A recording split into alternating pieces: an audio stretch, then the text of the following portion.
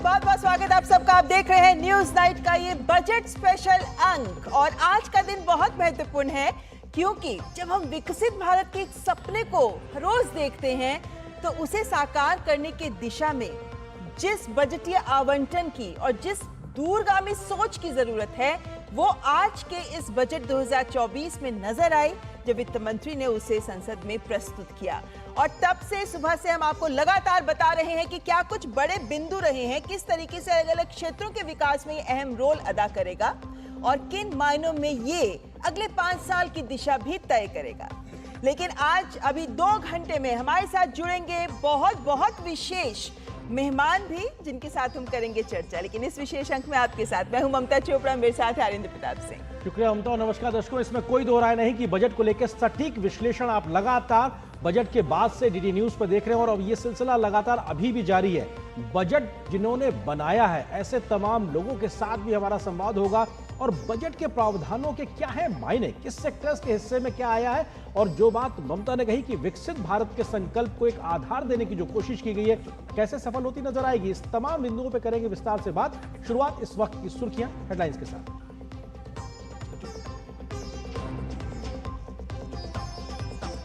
मोदी सरकार 3 का पहला बजट पेश। प्रधानमंत्री नरेंद्र मोदी ने कहा विकसित भारत की ठोस नींव रखने के साथ ही आज का बजट भारत को दुनिया की तीसरी आर्थिक महाशक्ति बनाने में निभाएगा बड़ी भूमिका। बताया समाज के हर वर्ग को शक्ति देने वाला और नौजवानों को अनगिनत अवसर देने वाला बजट।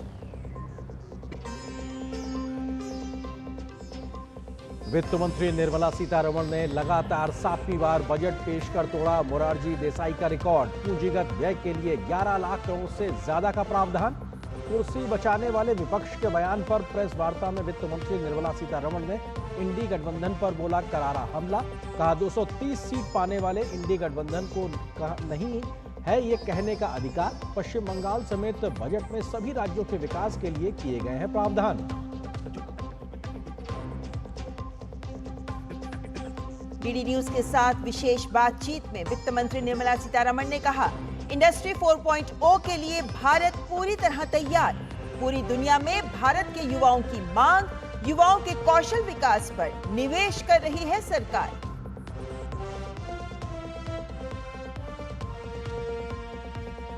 पहली बार नौकरी पाने वाले युवाओं के लिए बजट में बड़ा ऐलान। 5 साल में 4.1 करोड़ युवाओं के लिए 2 लाख करोड़ रुपए के प्रधानमंत्री पैकेज की घोषणा। शिक्षा और स्किलिंग के लिए 1,48,000 करोड़ रुपए का प्रावधान। मुद्रा लोन की रकम हुई डबल। 500 टॉप कंपनियों में 1 करोड़ युवाओं को मिलेगा इंटर्नशिप का मौका। 4 करोड़ नौकरी पेशा लोगों और पेंशन भोगियों को आयकर में बड़ी राहत। सरकार ने नई कर व्यवस्था को बनाया और अधिक आकर्षक। 50,000 रुपए से बढ़ाकर 75,000 रुपए किया गया स्टैंडर्ड डिडक्शन। वेतन भोगी कर्मचारियों को 17,500 रुपए तक की होगी बचत। निवेशकों के सभी वर्गों के लिए एंजल टैक्स समाप्त।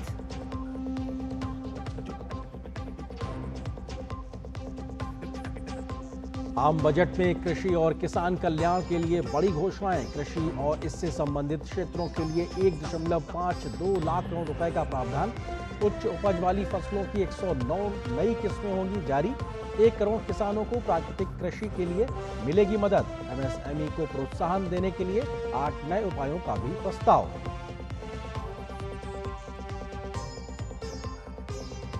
बजट में महिलाओं को लाभ पहुंचाने वाली योजनाओं के लिए 3 लाख करोड़ रुपए से अधिक का आवंटन। जनजातीय समुदायों की सामाजिक आर्थिक स्थिति में सुधार के लिए प्रधानमंत्री जनजातीय उन्नत ग्राम अभियान की घोषणा। 63,000 गांव होंगे शामिल। अवयस्क बच्चों के लिए नई पेंशन योजना, वात्सल्य की भी घोषणा।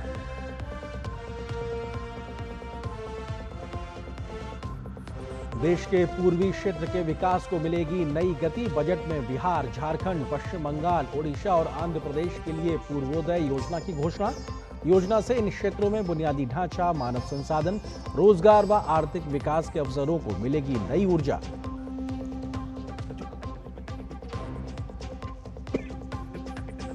बजट में कैंसर की दवा, सोना चांदी, platinum, mobile phone, mobile charger, बिजली के तार, x ray machine, solar sets, leather और सी फूड्स हुए सस्ते।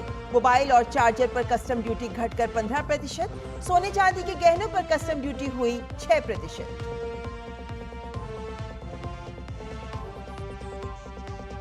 नीट मामले में सुप्रीम कोर्ट का बड़ा फैसला। नीट यूजी की परीक्षा दोबारा कराने की मांग ठुकराई।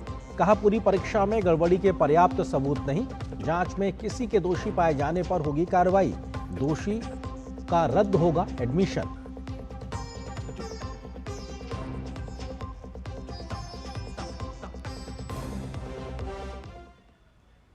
तो आज की बड़ी खबर ही है बजट। तो करते हैं शुरुआत बजट की ही खबर से।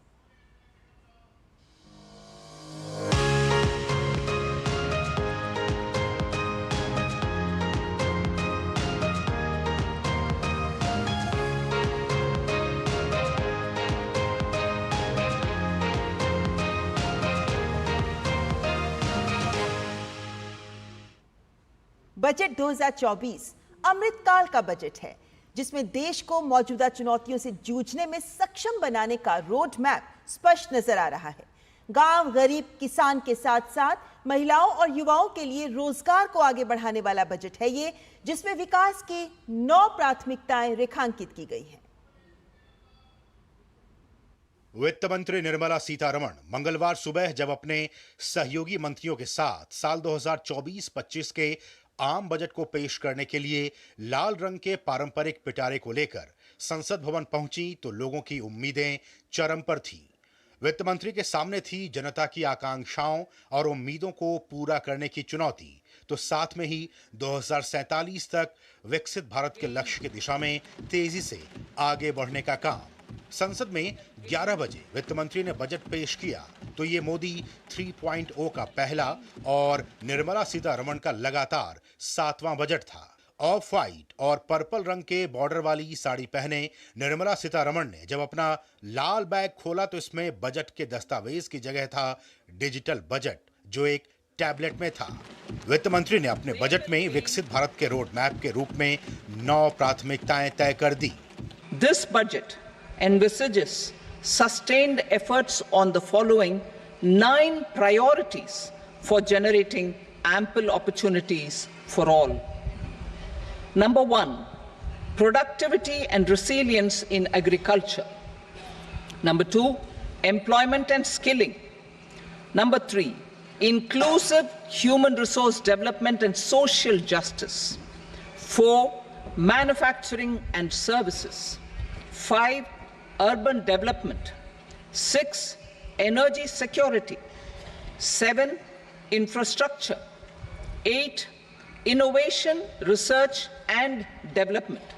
And 9, next generation reforms.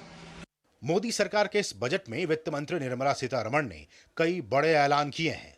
उन्होंने बजट में युवाओं के कौशल विकास और रोजगार सृजन को प्रोत्साहन देने के लिए नई योजनाओं का ऐलान किया।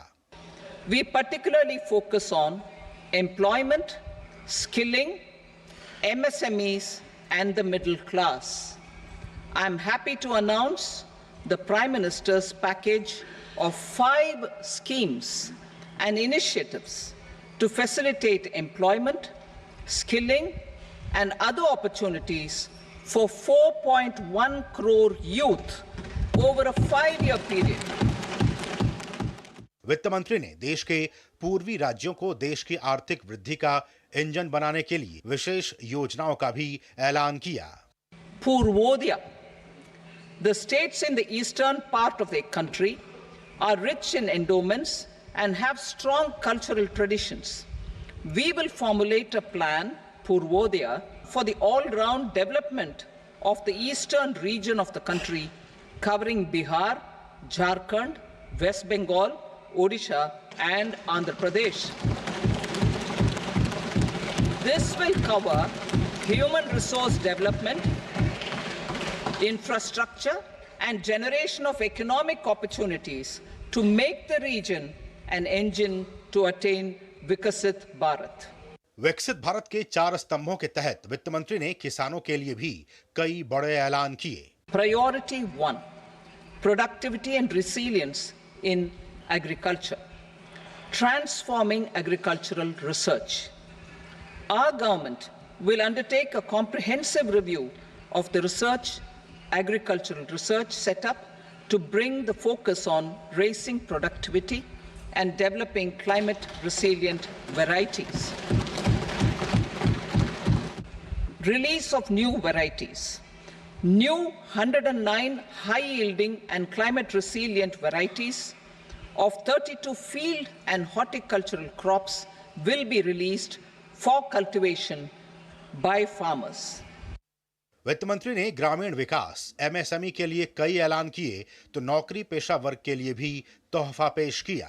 In the new tax regime, the tax rate structure is proposed to be revised as follows: 0 to 3 lakh rupees, nil; 3 to 7 lakh rupees, 5%; 7 to 10 lakh rupees, 10%; 10 to 12 lakh rupees, 15%; 12 to 15 lakh rupees, 20%; and above 15 lakh rupees, 30%.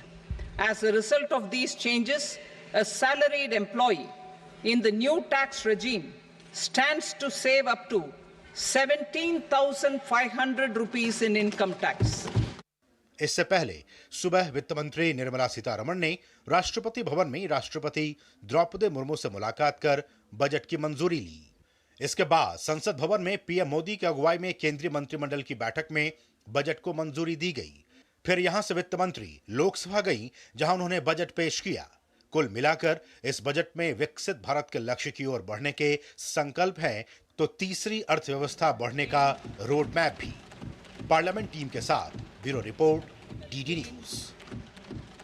तो तमाम बड़े प्रावधान किए हैं वित्त मंत्री ने अपने बजट प्रपोजल के माध्यम से, और रोजगार और कौशल विकास को लेकर क्या कुछ कही है उन्होंने बात करेंगे, इस पर विस्तार से बात भी दिखाएंगे। खबर पूरी, फिलहाल एक छोटे से ब्रेक के लिए रुकते हैं।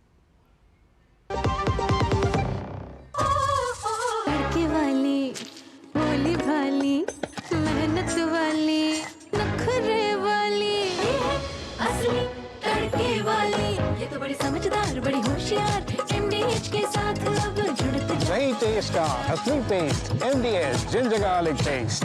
MDH ऐसा कौन सा खजाना हाथ में लगा है? खजाना नहीं, मिशन मिल गया है हम सबकी जीत का। भारत में बना आधुनिक कीटनाशक जिसकी बेजोड़ क्वालिटी से मिले फसल की बेहतरीन पैदावार। IIL के ट्रैक्टर ब्रांड का मिशन है तो जीत पक्की। बात जब पीढ़ियों के लिए बनने वाले घर की हो तो जिम्मेदारी बड़ी हो जाती है। गैलेंट समझता है ये जिम्मेदारी। अब डबल M रिब्स के साथ गैलेंट एडवांस TMT रीबार, निर्माण का रियल हीरो। आपदा कभी समय देख कर नहीं आती, हो ओलावृष्टि या हो तेज आंधी। ऐसी स्थिति में बढ़ जाती है किसानों की परेशानी, जब फसल का हो जाए नुकसान और हो जाए वित्तीय हानि। इस वित्तीय हानि से आज ही खुद को बचाओ। AIC और PMFBY के साथ फसल बीमा कराओ, सुरक्षा कवच पाओ।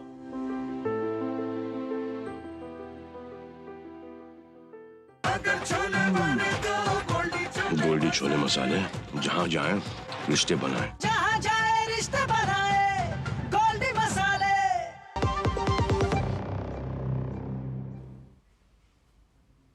और ब्रेक के बाद आइए अब अगला बिंदु बजट से जुड़ा हुआ। वित्त मंत्री निर्मला सीतारमण ने अपने बजट में रोजगार और कौशल प्रशिक्षण के लिए 3 योजनाओं की घोषणा की। उन्होंने अपने बजट भाषण में रोजगार, कौशल विकास, MSME और मध्यम वर्ग पर विशेष रूप से ध्यान दिया।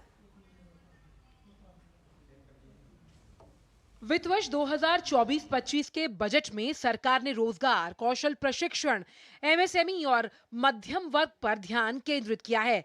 केंद्रीय वित्त मंत्री निर्मला सीतारमण ने रोजगार, कौशल प्रशिक्षण और अन्य अवसरों की सुविधा के लिए प्रधानमंत्री की 5 योजनाओं और पैकेजों की घोषणा की है। इसमें 5 वर्ष की अवधि में 4.1 करोड़ युवाओं को लाभ होगा। सरकार ने शिक्षा, रोजगार और कौशल प्रशिक्षण के लिए 1.48 लाख करोड़ रुपए का प्रावधान किया। सरकार प्रधानमंत्री पैकेज के हिस्से के रूप में रोजगार संबंधित प्रोत्साहन के लिए 3 योजनाओं को लागू करेगी। ये EPFO में नामांकन के साथ साथ पहली बार रोजगार पाने वालों की पहचान करने और कर्मचारियों और नियोक्ताओं को सहायता प्रदान करने पर आधारित होंगे। First timers. This scheme will provide 1 month wage to all persons newly entering the workforce in all formal sectors.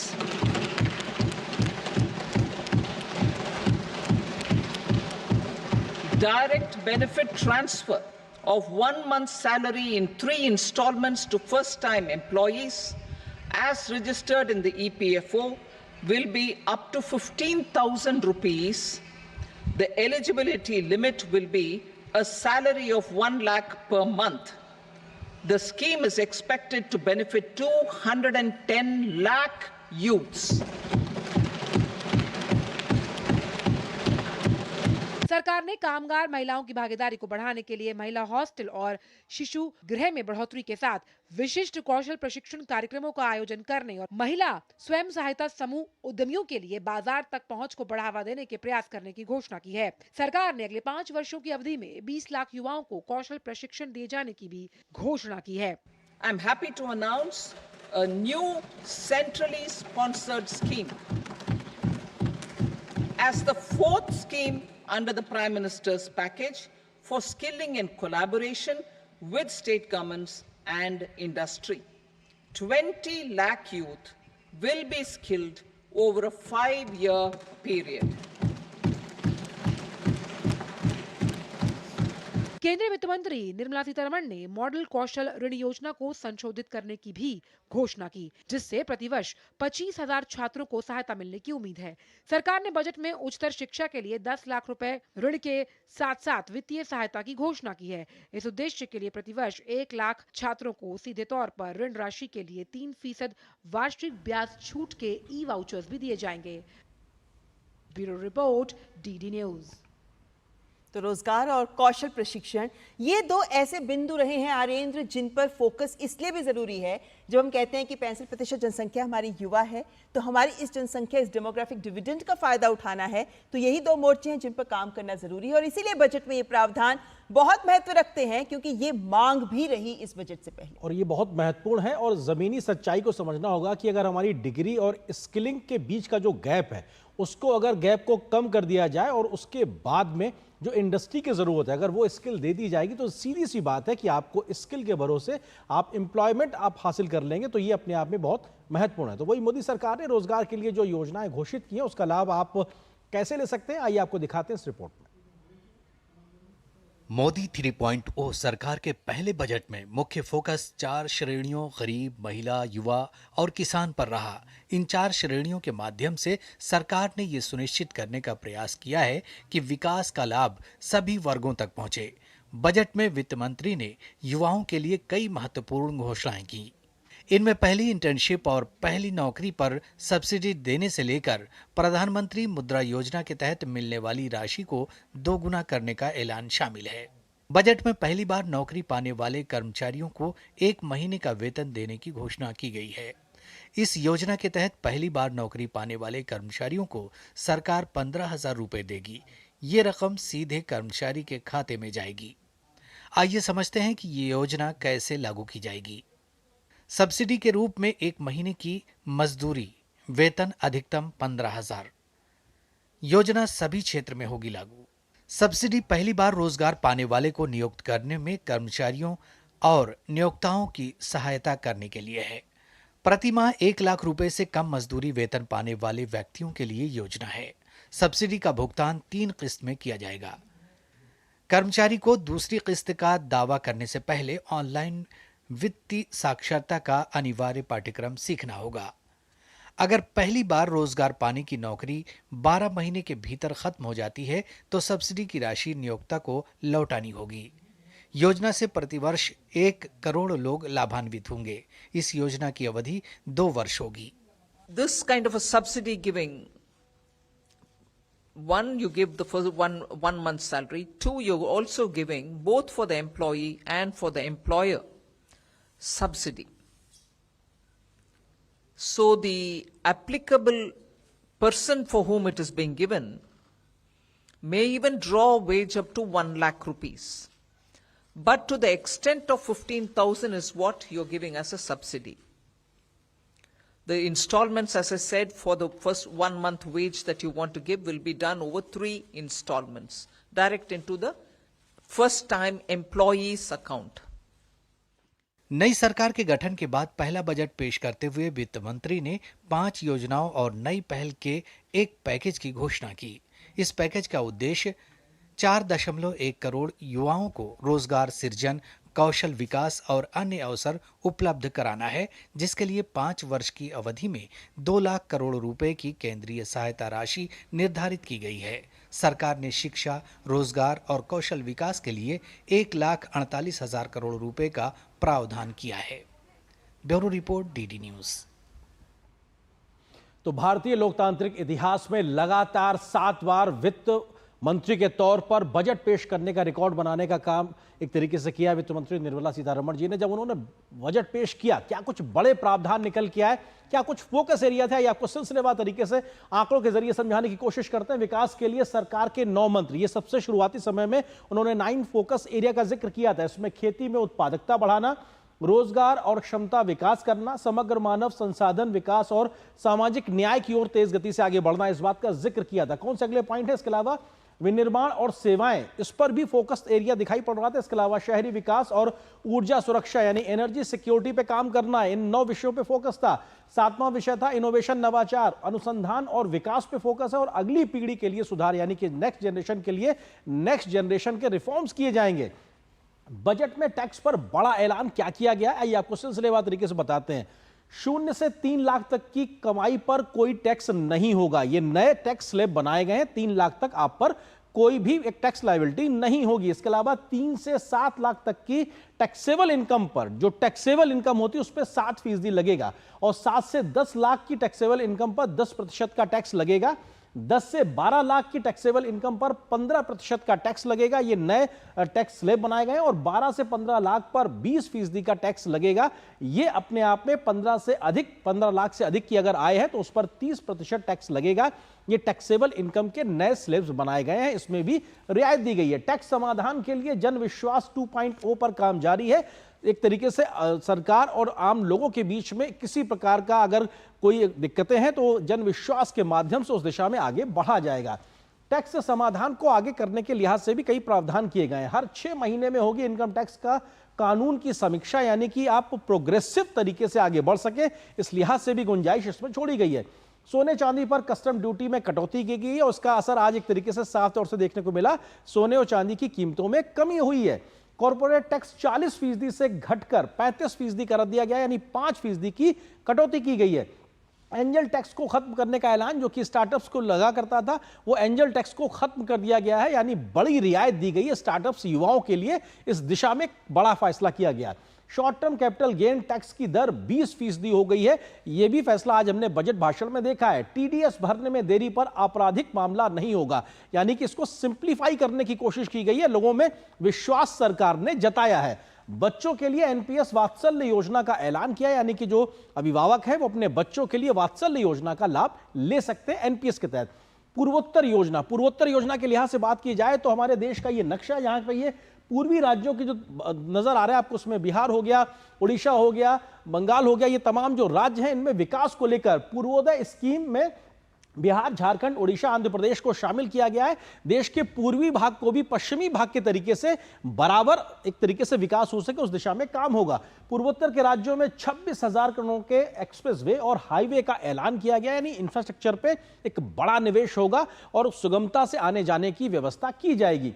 Bihar में नए मेडिकल कॉलेज बनेंगे, एयरपोर्ट का ऐलान भी किया गया, यानी कि ढांचागत विकास बिहार में तेज गति से होता नजर आएगा। बिहार में 21,400 करोड़ के पावर प्रोजेक्ट्स होंगे और विकसित एक तरीके से बिहार की ओर दिशा में आगे कदम बढ़ाया जाएगा। बिहार के लिए आर्थिक सहायता की गति और तेज की गई है, यानी जो जरूरत है उसको जमीन पर उतारने का एक भरोसा इस बजट में बजटीय आवंटन से दिया गया है। आंध्र प्रदेश के लिए 15,000 करोड़ की वित्तीय सहायता का ऐलान भी वित्त मंत्री ने आज अपने बजट भाषण में किया है। आंध्र प्रदेश के पोलावरम प्रोजेक्ट के लिए अतिरिक्त आर्थिक मदद का ऐलान वित्त मंत्री ने आज संसद में किया है अपने बजट भाषण में साफ तौर से। तो बिहार और आंध्र प्रदेश पर सीधे तौर पर एक तरीके से ज्यादा बजट एलोकेशन दिखाई पड़ रहा है। किसानों के लिए क्या कुछ बड़े ऐलान है, उस लिहाज से देखा जाए तो कृषि क्षेत्र का विकास सरकार की पहली प्राथमिकता है। ये सीधे तौर पर सरकार ने अपने बजट भाषण के तहत इस बात को रेखांकित कर दिया है प्राथमिकता। नेचुरल फार्मिंग के लिए 1 करोड़ किसानों को बढ़ावा, यानी कि उनको उस तरीके से स्किलिंग की जाएगी और प्राकृतिक खेती करने के लिए उनको प्रोत्साहित किया जाएगा। सर्टिफिकेशन और ब्रांडिंग के जरिए देंगे बढ़ावा और ये कोशिश होगी प्राकृतिक खेती के लिए। 32 फसलों के 109 वैरायटीज होंगी लॉन्च, यानी कि नई वैरायटीज जो कि नए जो जलवायु परिवर्तन की समस्या है उससे निपट सके, ऐसे बीज भी अब तरीके से लॉन्च किए जाएंगे। 6 करोड़ किसानों के लिए जमीन रजिस्ट्री पर जोर रहेगा ताकि एक ऐसी व्यवस्था बने जिसमें डिजिटल रिकॉर्ड्स हो और किसी प्रकार की कोई गफलत ना होने पाए, सब कुछ पाक साफ नजर आए कि साहब किसके हिस्से में कौन सी जमीन है, कौन सा घर है। 5 राज्यों में किसान क्रेडिट कार्ड होगा लॉन्च और ये इसका एक तरीके से विस्तार होता हुआ नजर आएगा। 400 जिलों में डिजिटल खरीफ फसल सर्वे होगा। ये डिजिटल खरीफ फसल सर्वे जिसमें ड्रोन टेक्नोलॉजी और अन्य आधुनिक तकनीक का इस्तेमाल होगा। कृषि सेक्टर के लिए 1.52 लाख करोड़ रुपए का आवंटन किया गया है। ये वो आवंटन है जो पहले से चली आ रही योजनाओं के अतिरिक्त है, जिसमें मनरेगा की बात हो, प्रधानमंत्री किसान सम्मान निधि की बात हो, उसके अतिरिक्त एक तरीके से प्रावधान किया गया। एमएसएमई को लेकर क्या इसमें एलोकेशन है, तो एमएसएमई को बिना गिरवी वाला जो कोलेट्रल के बिना जो फ्री लोन होता है वो दिया जा रहा है। एमएसएमई गारंटी स्कीम से 100 करोड़ तक के लोन मिलेंगे। ये अपने आप में प्रावधान किया गया है, अपने आप में एक बड़ा प्रावधान है। पीएसयू बैंक आंतरिक स्तर पर आकलन के बाद एमएसएमई को लोन दे सकेंगे, तो ये भी एक बड़ा प्रावधान, एक सुगमता वाला व्यवहारिक पहल देखने को मिल रही है। मुद्रा लोन की सीमा 10 लाख से बढ़ाकर 20 लाख की गई है और ये अपने आप में दिखाता है कि कैसे छोटे रोजगार को बड़ा विस्तार दिया जा रहा है। एमएसएमई की मदद के लिए सिडबी अपनी शाखाएं बढ़ाएगी और सिडबी के माध्यम से अब लोनिंग हो सकेगी। इस दिशा में भी वित्त मंत्री ने फैसला लिया है अपने बजट भाषण के माध्यम से। बजट 2024 और युवाओं के लिहाज से क्या कुछ खास है, तो आप देख सकते हैं कि रोजगार देने के लिए सरकार देगी इंसेंटिव, यानी कि रोजगार बढ़ सके इसको जमीन पर उतारने के लिए इंसेंटिव भी दिया जाएगा। तो ये अपने आप में युवाओं के लिए शिक्षा और स्किलिंग के लिए 1.48 लाख करोड़ रुपए का प्रावधान किया गया है, जो कि स्किल इंडिया के मिशन को एक तरीके से और तेजी से जमीन पे विस्तार देता नजर आएगा। शिक्षा स्किलिंग के लिए एक बड़ा प्रावधान लगभग 1.5 लाख करोड़ रुपए का। स्किलिंग के लिए नई योजना का ऐलान किया गया है। प्रधानमंत्री के नाम से इस योजना का ऐलान हुआ जो कि देश के युवाओं को बड़ा संबल देती नजर आएगी। स्किलिंग में देश अपने आप में तेज गति से आगे बढ़ेगा और ह्यूमन रिसोर्स डेवलपमेंट के लिहाज से हम कैपिटल बन सके उस दिशा में आगे बढ़ेंगे। 5 साल में 20 लाख युवाओं को स्किल करने का लक्ष्य रखा गया और इस लक्ष्य को जमीन पर उतारने की तेज गति से कोशिश भी होगी। तो ये एक बड़ा महत्वाकांक्षी लक्ष्य है।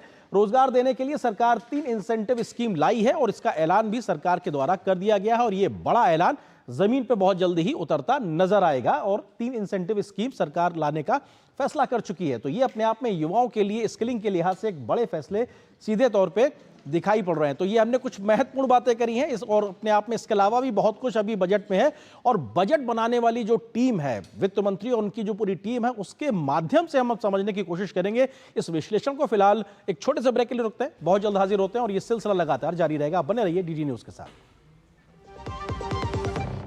दादी के हाथों का जादू और खुशबू से महकता घर। MDH गरम मसाला, असली मसालों से भरा हूँ मैं, क्योंकि हर रिश्ता है स्वाद से जुड़ा।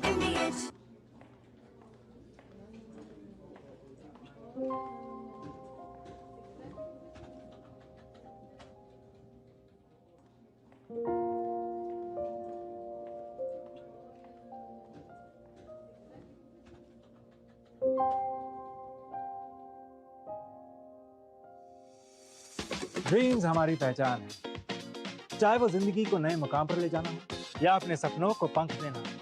हर एक सपना है खास और इन खुशियों को पूरा करने के लिए जरूरी है एक मजबूत बैंकिंग साथी का साथ। आपके सपनों को सच करने में हम हैं, आपके भरोसेमंद बैंकिंग साथी। बैंक ऑफ इंडिया, रिश्तों की जमा पूंजी। भारत सरकार की कृषि और कृषक उन्नत की प्रतिबद्धताओं के साथ agriculture insurance company of India limited यानी AIC का गठन हुआ। समूचे भारतवर्ष में कृषि बीमा के लिए अधिकतम किसान AIC पर भरोसा करते हैं।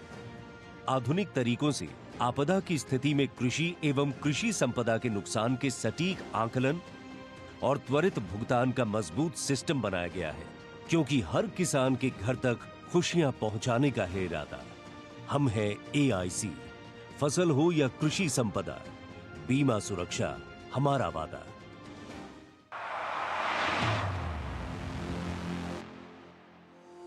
हाय bro, how was your week?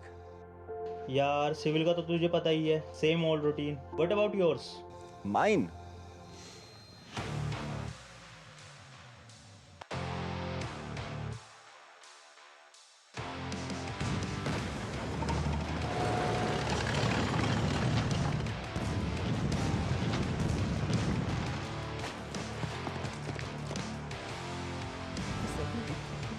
Mine was as exciting as ever.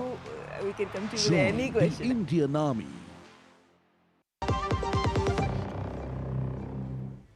और ब्रेक के बाद एक बार फिर आपका स्वागत। हम लगातार बात कर रहे हैं बजट की और इस वक्त स्टूडियो में हमारे साथ वो लोग मौजूद हैं जिन्होंने इस बजट को बनाने में वित्त मंत्री का साथ दिया है। पूरी टीम हमारे साथ इस वक्त उस टीम में से 4 सदस्य हैं जो मौजूद हैं और परिचय करवाना चाहेंगे। और मेरे दाहिनी ओर हमारे साथ है डॉक्टर टीवी सोमनाथन जो डिपार्टमेंट ऑफ एक्सपेंडिचर के सेक्रेटरी हैं। सर बहुत बहुत स्वागत है आपका।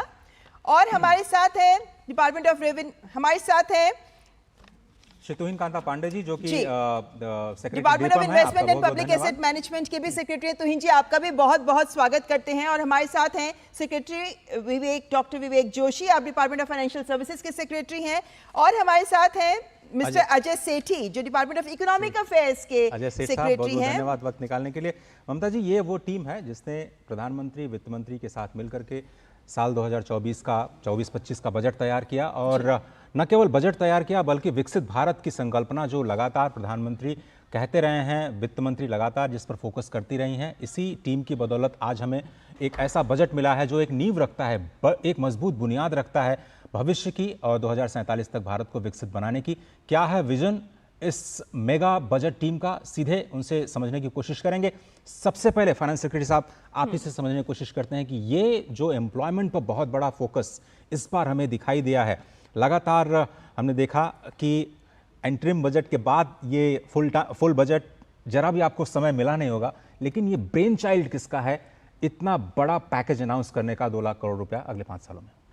ये तो इसका नाम ही प्रधानमंत्री एम्प्लॉयमेंट एंड स्किलिंग पैकेज है तो उससे ज़्यादा आपको ओरिजिन का क्या इंडिकेशन चाहिए।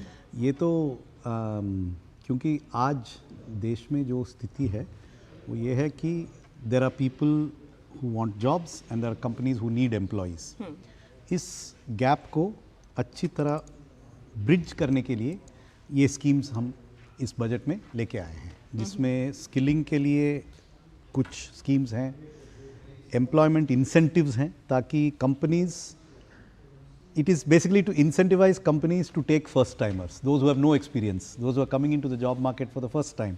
उसमें एक एंट्री बैरियर होता है, उस एंट्री बैरियर को तोड़ने के लिए ऐसे सब्सिडीज हैं जिसमें से कंपनीज को अट्रैक्टिव लगे कि न्यू एम्प्लॉयज़ को लें।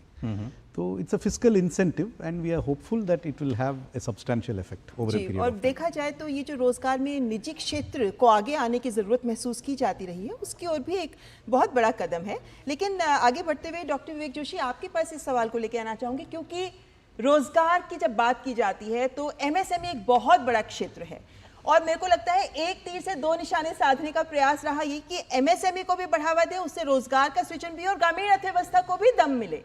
तो ये जो जिस वक्त ये प्लानिंग हो रही थी कि हमें कैसे इस लक्ष्य को अचीव करना है, तो क्या ये भी सोच कहीं ना कहीं दिमाग में थी कि हमें इन सभी ऑब्जेक्टिव्स को इन स्टेप्स के जरिए अचीव करना है, एमएसएमई के माध्यम से ये तमाम ऑब्जेक्टिव्स? यस, अगर आप देखें इस बजट का एक जो मेन फुटप्रिंट है वो एमएसएमई सेक्टर को लेकर के है, जिसमें कि रोजगार के अवसर बहुत सारे जनरेट होंगे। जो हमारे एमएसएमईज के क्रेडिट की कई समस्याएं हैं वो दूर होंगी, उनको दूर करने के लिए क्रेडिट गारंटी की योजना लाई जाएगी। इसके अलावा जो उनका स्ट्रेस पीरियड होता है, क्योंकि एमएसएमई कभी जब एनपीए की ओर जाती हैं तो उससे पहले वो SMA 0, SMA 1 और SMA 2 होती हैं। उस पीरियड में उनको किस तरह से सहायता की जाए कि वो वापस उनका अकाउंट जो है नॉर्मल अकाउंट हो जाए, उसके लिए अच्छी व्यवस्था बनाई जा रही है इस बजट के माध्यम से, इसमें कि एक तरह की गारंटी गवर्नमेंट देगी और बैंकों को ये कंफर्ट रहेगा कि जो एमएसएमई यूनिट्स हैं उनको जो लाभ दिए जा रहे हैं बैंकों के द्वारा वो कम ना किए जाए। तो इसी तरह से एमएसएमई को बढ़ावा देने के लिए सिडबी को कहा जाएगा कि वो अपने अगले 3 सालों में हर जो क्लस्टर हैं 242 उनमें अपने दफ्तर खोले जिससे कि डायरेक्ट लोनिंग की जा सके।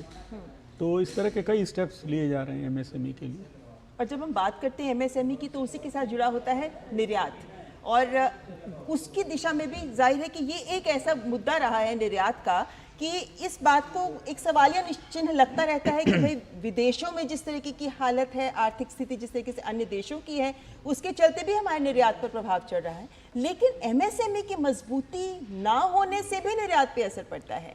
तो क्या इस जो लेबर इंटेंसिव होना चाहिए इंडस्ट्री को, ये जो डिमांड रही है, आपको लगता है कि ये डिमांड की वजह से भी आधार बना एक आप लोगों की सोच का, आप लोगों की प्लानिंग का? बिल्कुल ठीक कह रही हैं आप। एमएसएमईज का काफ़ी योगदान रहता है भारत के एक्सपोर्ट्स में, और उसके लिए ही ये क्रेडिट की व्यवस्था को और सुचारू किया जा रहा है, और साथ में ही एक ई कॉमर्स एक्सपोर्ट हब की जो स्पेसिफिकली इस बजट में अनाउंसमेंट की गई है, जिससे कि एक्सपोर्ट को करने के लिए एमएसएमई के द्वारा काफ़ी सहायता मिलेगी। जी चलिए, हमारे साथ इस वक्त secretary department of revenue Sanjay Malhotra ji भी जुड़ गए हैं। बहुत बहुत स्वागत है आपका संजय जी। और चलिए एक सवाल आप ही से लेना चाहेंगे, क्योंकि जब हम बात करते हैं आमदनी की तो इस बार तो ये अपेक्षा पहले से ही थी कि सरकार के हाथ में खजाना अच्छा है, तो इस वक्त ज़्यादा तोहफा, ज़्यादा सौगात लोगों को मिलेगी।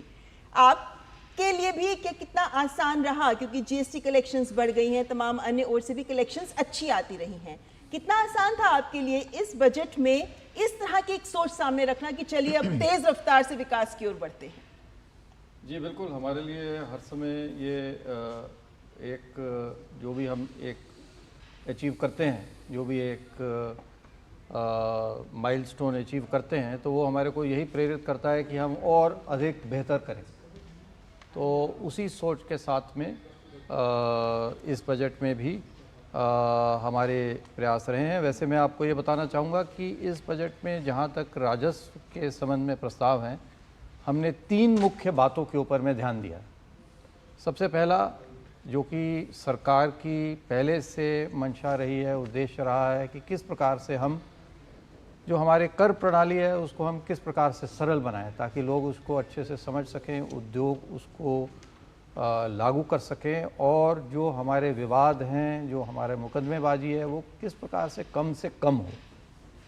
दूसरा जो इसके अंदर में हमारा उद्देश्य रहा है वो ये रहा है कि हम किस प्रकार से जो पूरा बजट का जो थीम है कि रोज़गार को हम किस प्रकार से बढ़ावा दें, निवेश को हम किस प्रकार से प्रोत्साहित करें, तो उसको ध्यान में रखते हुए कई सारे कदम इसके ऊपर में हमने लिए। जैसा कि एंजल टैक्स को हटाया गया है, कॉरपोरेट टैक्स जो फॉरेन कंपनीज़ हैं उनके ऊपर में 40% से 35% किया गया है।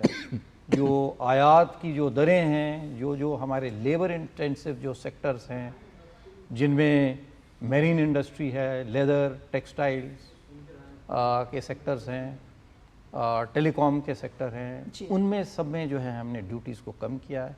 और तीसरा जो सबसे हमारा प्रमुख जो हमारा स्टेक होल्डर रहता है, जो हमारी आम जनता है, उनके लिए हम किस प्रकार से राहत दें। तो चाहे पर्सनल इनकम टैक्स की बात हो या कस्टम ड्यूटीज़, जैसे कि मोबाइल के ऊपर में आपने देखा कि घटाई गई, तो इन 3 थीम्स के ऊपर में मुख्य तौर से राजस्व संबंधी प्रस्ताव इस बजट में माननीय वित्त मंत्री महोदया ने रखे।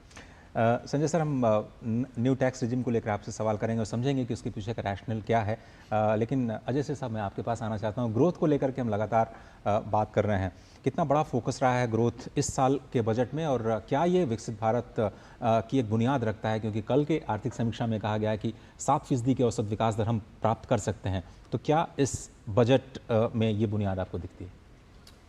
देखिए, पिछले 3 वर्षों में भारतवर्ष एक बड़ी जो अर्थव्यवस्था है उन देशों में सबसे ज़्यादा वृद्धि दर रखने वाला देश के ऊपर में आगे आया है। तो पहला प्रयास बजट के माध्यम से और सरकार की नीतियों के माध्यम से है कि आने वाले वर्षों में भी इस वृद्धि दर को ऊंचा रखा जा सके, साथ में एक समावेशी विकास भी हो। तो उस दिशा में इस बजट में कई सारे प्रयास किए गए हैं। उसमें मुख्य तौर पे कि जो अर्थव्यवस्था की क्षमता है उसे कैसे हम बढ़ाएं कि वृद्धि दर और भी बढ़ सके और उसे सस्टेन कर सके। दूसरा प्रयास है कि जो रोज़गार की उत्पत्ति और जो उत्पत्ति हो रही है वो कैसे अच्छी क्वालिटी के, अच्छे रेम्यूनरेशन के साथ जो जॉब्स हैं उसे बना सके, तो उसके चलते हुए इसमें है। और युवाओं को उनकी जो कौशलता है उसे कैसे सुधारा जा सके उसके बारे में। तो आपको लगता है कि जो क्षमता है 7% की 8% की ग्रोथ रेट कितना, अभी मेरे ख्याल से 8.5% नॉमिनल ग्रोथ, 10.5% शायद हमने इस बार रखा है बजट में, जिसके आधार पर बजट की प्रक्रिया तय की गई है। देखिए, हम दो विभिन्न आंकड़ों की यहाँ पे बात कर रहे हैं। बजट में जो करंट प्राइसेस में 10.5% जो है जी, वो हमारा अनुमान है और ऐसी उम्मीद है कि उसके आसपास वृद्धि दर आएगी भी। लेकिन जो इकोनॉमिक सर्वे में कहा गया है 6.5 से 7%, वो एक कांस्टेंट प्राइसेस में जो वृद्धि दर की वहाँ पर बात करी गई है, उसमें इन्फ्लेशन का या वो इकोनॉमिक्स कहते हैं जहाँ डिफ्लेटर की बात करते हैं, वो उसमें शामिल नहीं है। लेकिन अगर हम कांस्टेंट प्राइसेस की बात करें तो 6.5 से 7 तक या 7.5 हो सकता है। रही बात कि 10.5 का 11-12 हो सकता है, अगर इन्फ्लेशन के चलते होता है तो बहुत अच्छी बात नहीं है। बिल्कुल सही, वो बल्कि अच्छी बात नहीं ही है। जो हमारी इकॉनमी की जो रियल ग्रोथ रेट है वो 6.5 से 7 हो, 7.5 हो, और 5-7 सालों में अगर 8 तक पहुंच सके, हम उस तरह से अपनी अर्थव्यवस्था को कर सकें, तो वही हमारा लक्ष्य होना चाहिए। जी, तुहिन पांडे जी, एक बड़ी बात जो इस बार बजट में निकलकर सामने आई, जिसको लेकर बहुत राजनीतिक नज़रिए से बात होती रही, लेकिन हम आर्थिक नज़रिए को सामने लेकर रखेंगे कि पूर्वोदय योजना रखी गई। ढांचागत विकास एक ऐसा मुद्दा है जिसको लेकर सरकार बहुत गंभीरता से काम कर रही है। ये जो पूर्वी भारत को विकसित करने की सोच है, क्या ये बिहार और आंध्र प्रदेश के राजनीतिक कारण आपको दिखते हैं, या एक आर्थिक विश्लेषक के तौर पर, एक एक्सपर्ट के तौर पर, अपने विभाग के आधार पर अगर हम आपसे समझें, इसके पीछे की आर्थिक सोच कितनी दूर तक जाती है?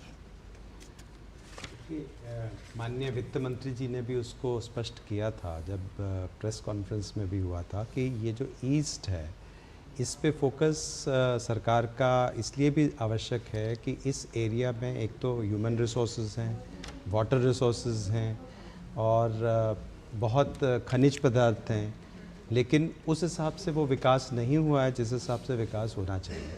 तो वहाँ इंफ्रास्ट्रक्चर के विकास के लिए, ह्यूमन विकास के लिए वो ग्रोथ दर में जा रहा है, क्योंकि national growth is also composition कि सभी राज्यों का जो कंट्रीब्यूशन हो, तो उस दृष्टि से ये पूर्वोदय योजना लाई गई।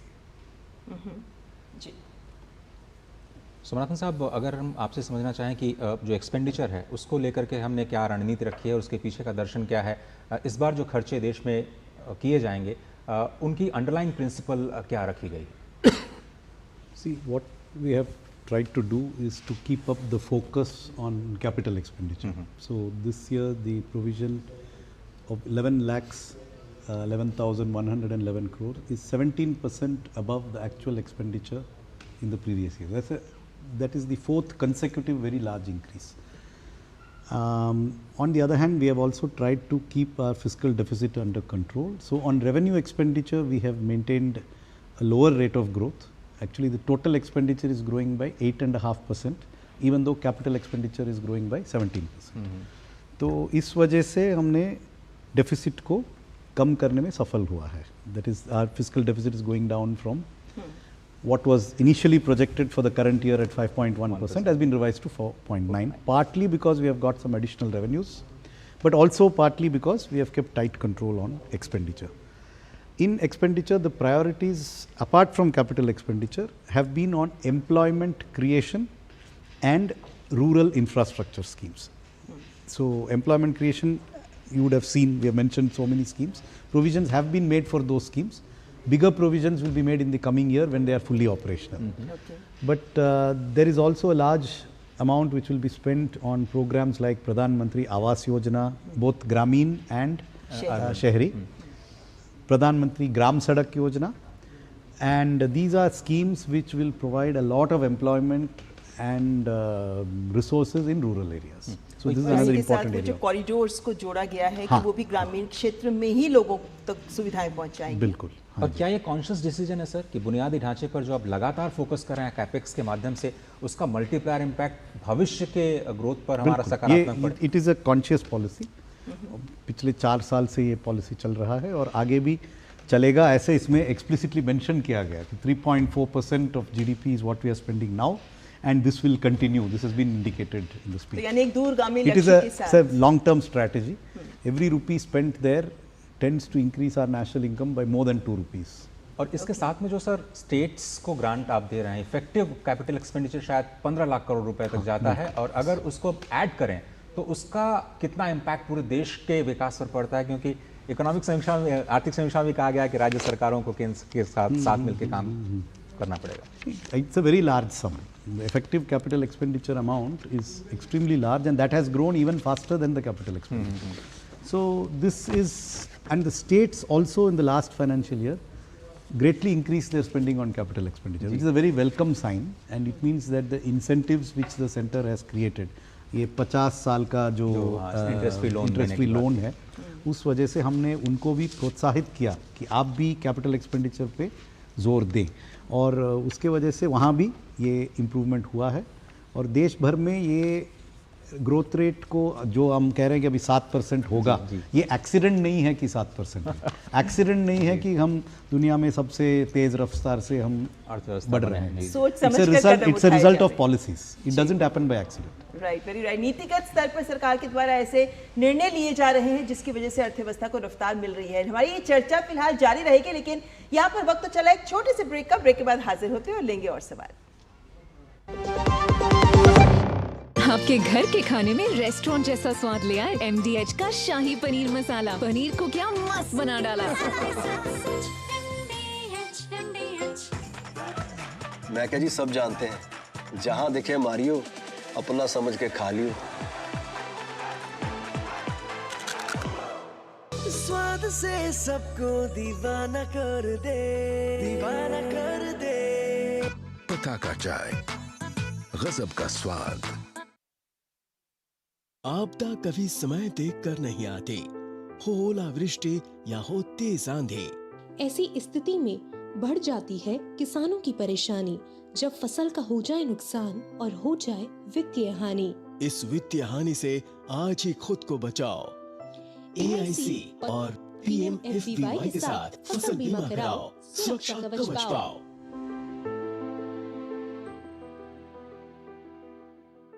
बात जब पीढ़ियों के लिए बनने वाले घर की हो तो जिम्मेदारी बड़ी हो जाती है। गैलेंट समझता है ये जिम्मेदारी। अब MM रिब्स के साथ गैलेंट एडवांस TMT रीबार, निर्माण का रियल हीरो।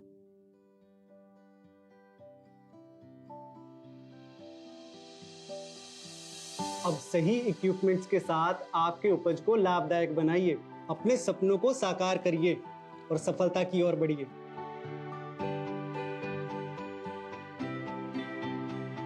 आपकी खुशियों की ओर, आपके बैंकिंग साथी के साथ।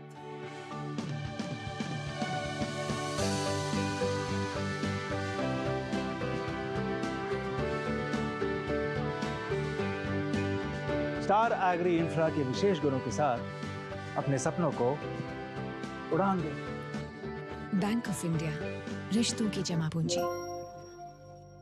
विकसित भारत के निर्माण में अपना योगदान देने के लिए आपका धन्यवाद। जब आपकी इनकम टैक्स रिटर्न की जानकारी में होगी ईमानदारी, फिर आपके टैक्स रिफंड में नहीं होगी कोई देरी। इसलिए ध्यान रहे, गलत TDS, झूठे खर्चे और कम आमदनी दिखाकर हाई रिस्क रिफंड्स क्लेम करने पर आपके इनकम टैक्स रिफंड क्लेम में देरी हो सकती है। इनकम टैक्स डिपार्टमेंट हर फाइल में हुई रिटर्न में दी हुई जानकारी की गहन जाँच करता है और गलत पाए जाने पर रिटर्न फ्लैग हो सकती है। फ्लैग होने पर CPC ITR से रिवाइज रिटर्न फाइल करने की सूचना मिलेगी। 10 दिन के भीतर 2 रिमाइंडर्स मिलने के बावजूद रिवाइज रिटर्न फाइल न करने पर रिटर्न प्रोसेसिंग में देरी हो सकती है। अपनी रिटर्न से जुड़े अपडेट्स जानने के लिए E-फाइलिंग पोर्टल पर लॉगिन करें और अपने डैशबोर्ड पर प्रोसेसिंग स्टेटस और पेंडिंग एक्शंस चेक करें। प्रत्येक आयकर दाता एक राष्ट्र निर्माता। गोल्डी छोले मसाले, जहाँ जाए रिश्ते बनाए। जहाँ जाए रिश्ते बनाए, गोल्डी मसाले। और ब्रेक के बाद आइए चर्चा को आगे बढ़ाते हैं। हम बात कर रहे हैं बजट 2024 की। संजय जी, हम टैक्स रिजीम की बात, क्योंकि ये एक ऐसा मुद्दा है जो हर कोई इसके बारे में स्पष्टता चाहता है और वित्त मंत्री ने बहुत स्पष्टता से स्लैब्स दिखाई हैं जिनको हम लगातार दर्शकों को दिखाते आ रहे हैं, लेकिन वो नई टैक्स रिजीम की हैं। दो बातें जो आम चर्चा में लोगों के बीच से उठती रही हैं वो ये कि क्या पुरानी टैक्स रिजीम को छोड़ना ही होगा। कुछ लोगों की सोच रहती है कि जो चल रहा है उसको वैसे ही चलने देते हैं। क्यों उनके लिए नई टैक्स रिजीम में ही आना बेहतर होगा? क्या पुरानी रिजीम को हम खत्म ही कर देंगे पूरी तरह से, ये लक्ष्य है? और दूसरी बात, जो हम स्टैंडर्ड टैक्स रिडक्शंस की बात करते हैं वो सब पे एप्लीकेबल होती है, लेकिन फिर भी लोग जानना चाहते हैं कि नई पुरानी टैक्स रिजीम में सब पे ही एप्लीकेबल होगा ना? ये बिल्कुल जो है सरकार की एक घोषित नीति है, जैसा कि माननीय वित्त मंत्री महोदया द्वारा भी कहा गया कि हम जो भी ये छूट है, डिडक्शन है, उससे हट करके एक सरल टैक्स योजना की ओर हम जाना चाहते हैं। आपको मालूम है कि उसी प्रकार की योजना कॉर्पोरेट टैक्स में भी पिछले वर्षों में 2019 में हम लाए थे, जिसमें 22% की दर रखी थी, लेकिन कोई भी एग्जेम्पशन नहीं होगा, कोई भी डिडक्शन नहीं होगा। उसी प्रकार से ये इनकम, पर्सनल इनकम टैक्स में भी उसी प्रकार की ये एक सिंप्लीफाइड न्यू टैक्स रिजीम जिसे हम बोलते हैं वो लाया गया, जिसमें कोई भी एग्जेम्पशन नहीं है, कोई भी डिडक्शन नहीं है। तो निश्चित रूप से ये हमारी प्रयास है कि जो नई कर प्रणाली है, जो सरलीकृत कर प्रणाली है, उसी को हम बढ़ावा दें और लोग उसी के अंदर में आएँ और अपना कर उसी में दें। जहाँ तक आपकी ये बात है कि क्या पिछली जो पुरानी जो ये कर प्रणाली है, ओल्ड टैक्स रिजीम, उसको ख़त्म कर दिया जाएगा? जी नहीं, ये स्पष्टतः घोषणा की गई है, बताया गया है माननीय वित्त मंत्री महोदय द्वारा कि इसको हम समाप्त नहीं कर रहे हैं, लेकिन हम ये चाहेंगे कि जो नई प्रणाली है उसमें लोग आएँ। तीसरा जो आपने प्रश्न उठाया कि क्या जो स्टैंडर्ड डिडक्शन है वो ओल्ड टैक्स रिजीम में भी मिलेगी, तो जी हाँ मिलेगी, लेकिन 50,000 रुपये तक ही मिलेगी, जबकि नवीन टैक्स योजना में जो अभी जो घोषणा जो की गई इस वित्तीय वर्ष के बजट में, वो सभी की सभी योजनाएं न्यू टैक्स रिजीम से संबंधित है। स्टैंडर्ड डिडक्शन जो है, जो 50,000 से 75,000 रुपया किया गया है पेंशन भोगियों के लिए और वेतन भोगियों के लिए, वो 50 से 75, और जो फैमिली पेंशन जो ले रहे हैं उनके लिए 15,000 रुपये से बढ़ा करके 25,000 जो किया गया है, वो केवल नवीन टैक्स प्रणाली में ही किया गया है। ये भी मैं आपको बता दूं कि पिछले वर्ष जो बदलाव किए गए थे नई टैक्स रिजीम में, जो कर प्रणाली जो कम की गई थी, तो टैक्स दरें 6 से 5 की गई थी, उसके फलस्वरूप 37,500 रुपये तक का लाभ एक व्यक्ति को दिया गया था, और उसका आज ये परिणाम है कि करीब 68% पर्सनल इनकम टैक्स पेयर्स इस नवीन प्रणाली में 2/3 से भी अधिक शिफ्ट हो चुके हैं। तो ये एक हमारे लिए, तो बाकी जो 32% है उनके ऊपर उनके लिए है कि वो भी इसके बेनिफिट्स को देखते हुए, सरलीकरण को देखते हुए इसका हिस्सा बने। लेकिन जब हम बात करते हैं टैक्सेशन से जुड़े मुद्दों की, तो उसमें एक विवाद की बात भी आती है, रिजोल्यूशन ऑफ डिस्प्यूट्स की बात, जिसको लेकर सरकार कह रही है कि हमारा पूरा प्रयास है कि इस दिशा में भी कम से कम मामले आए। ये जो विवाद से विश्वास तक की बात की जा रही है, ये क्या है? ये आपने बहुत अच्छा प्रश्न किया। ये प्रश्न मेरे से किसी और ने नहीं किया पहले, और ये बहुत ही ज़रूरी है कि लोगों को मालूम चले कि हम विवादों को किस प्रकार से कम कर रहे हैं। सबसे पहले तो ये बात जो मैंने पहले कही और जो हमारी थीम रही है कई वर्षों से रही है कि हम जो हमारी टैक्स प्रणाली है उसको हम सरल करें। तो सरल करेंगे, टैक्स दरों में हम कमी करेंगे, तो क्लासिफिकेशन डिस्प्यूट्स कम होंगे। वो कस्टम्स में हमने किया, जीएसटी में हमने ये काफ़ी कुछ किया, और आगे के लिए घोषणा भी हमने की है। तो ये हमारा एक सदैव प्रयास है कि सरल करें, टैक्स रेट्स कम करें, तो विवाद स्वतः ही, ये भी ज़रूरी है कि विवाद आगे ना हो, तो उसके लिए हम सरलीकृत कर रहे हैं। दूसरा जो हमारा एक बैकलॉग जो हमारा यहाँ पे इकट्ठा हो गया है, उसके लिए हमने इसमें 3 बातों के ऊपर में ध्यान दिया है।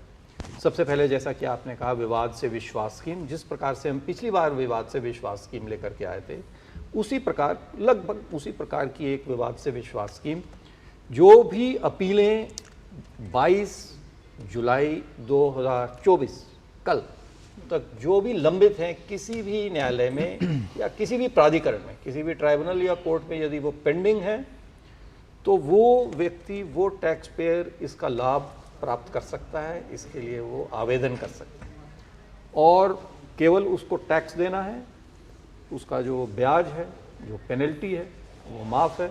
और साथ ही साथ यदि प्रोसिक्यूशन, क्रिमिनल कोई केस है, तो वो भी हम इसके अंदर में दायर नहीं करेंगे। तो 3 लाभ इसके हम दे रहे हैं।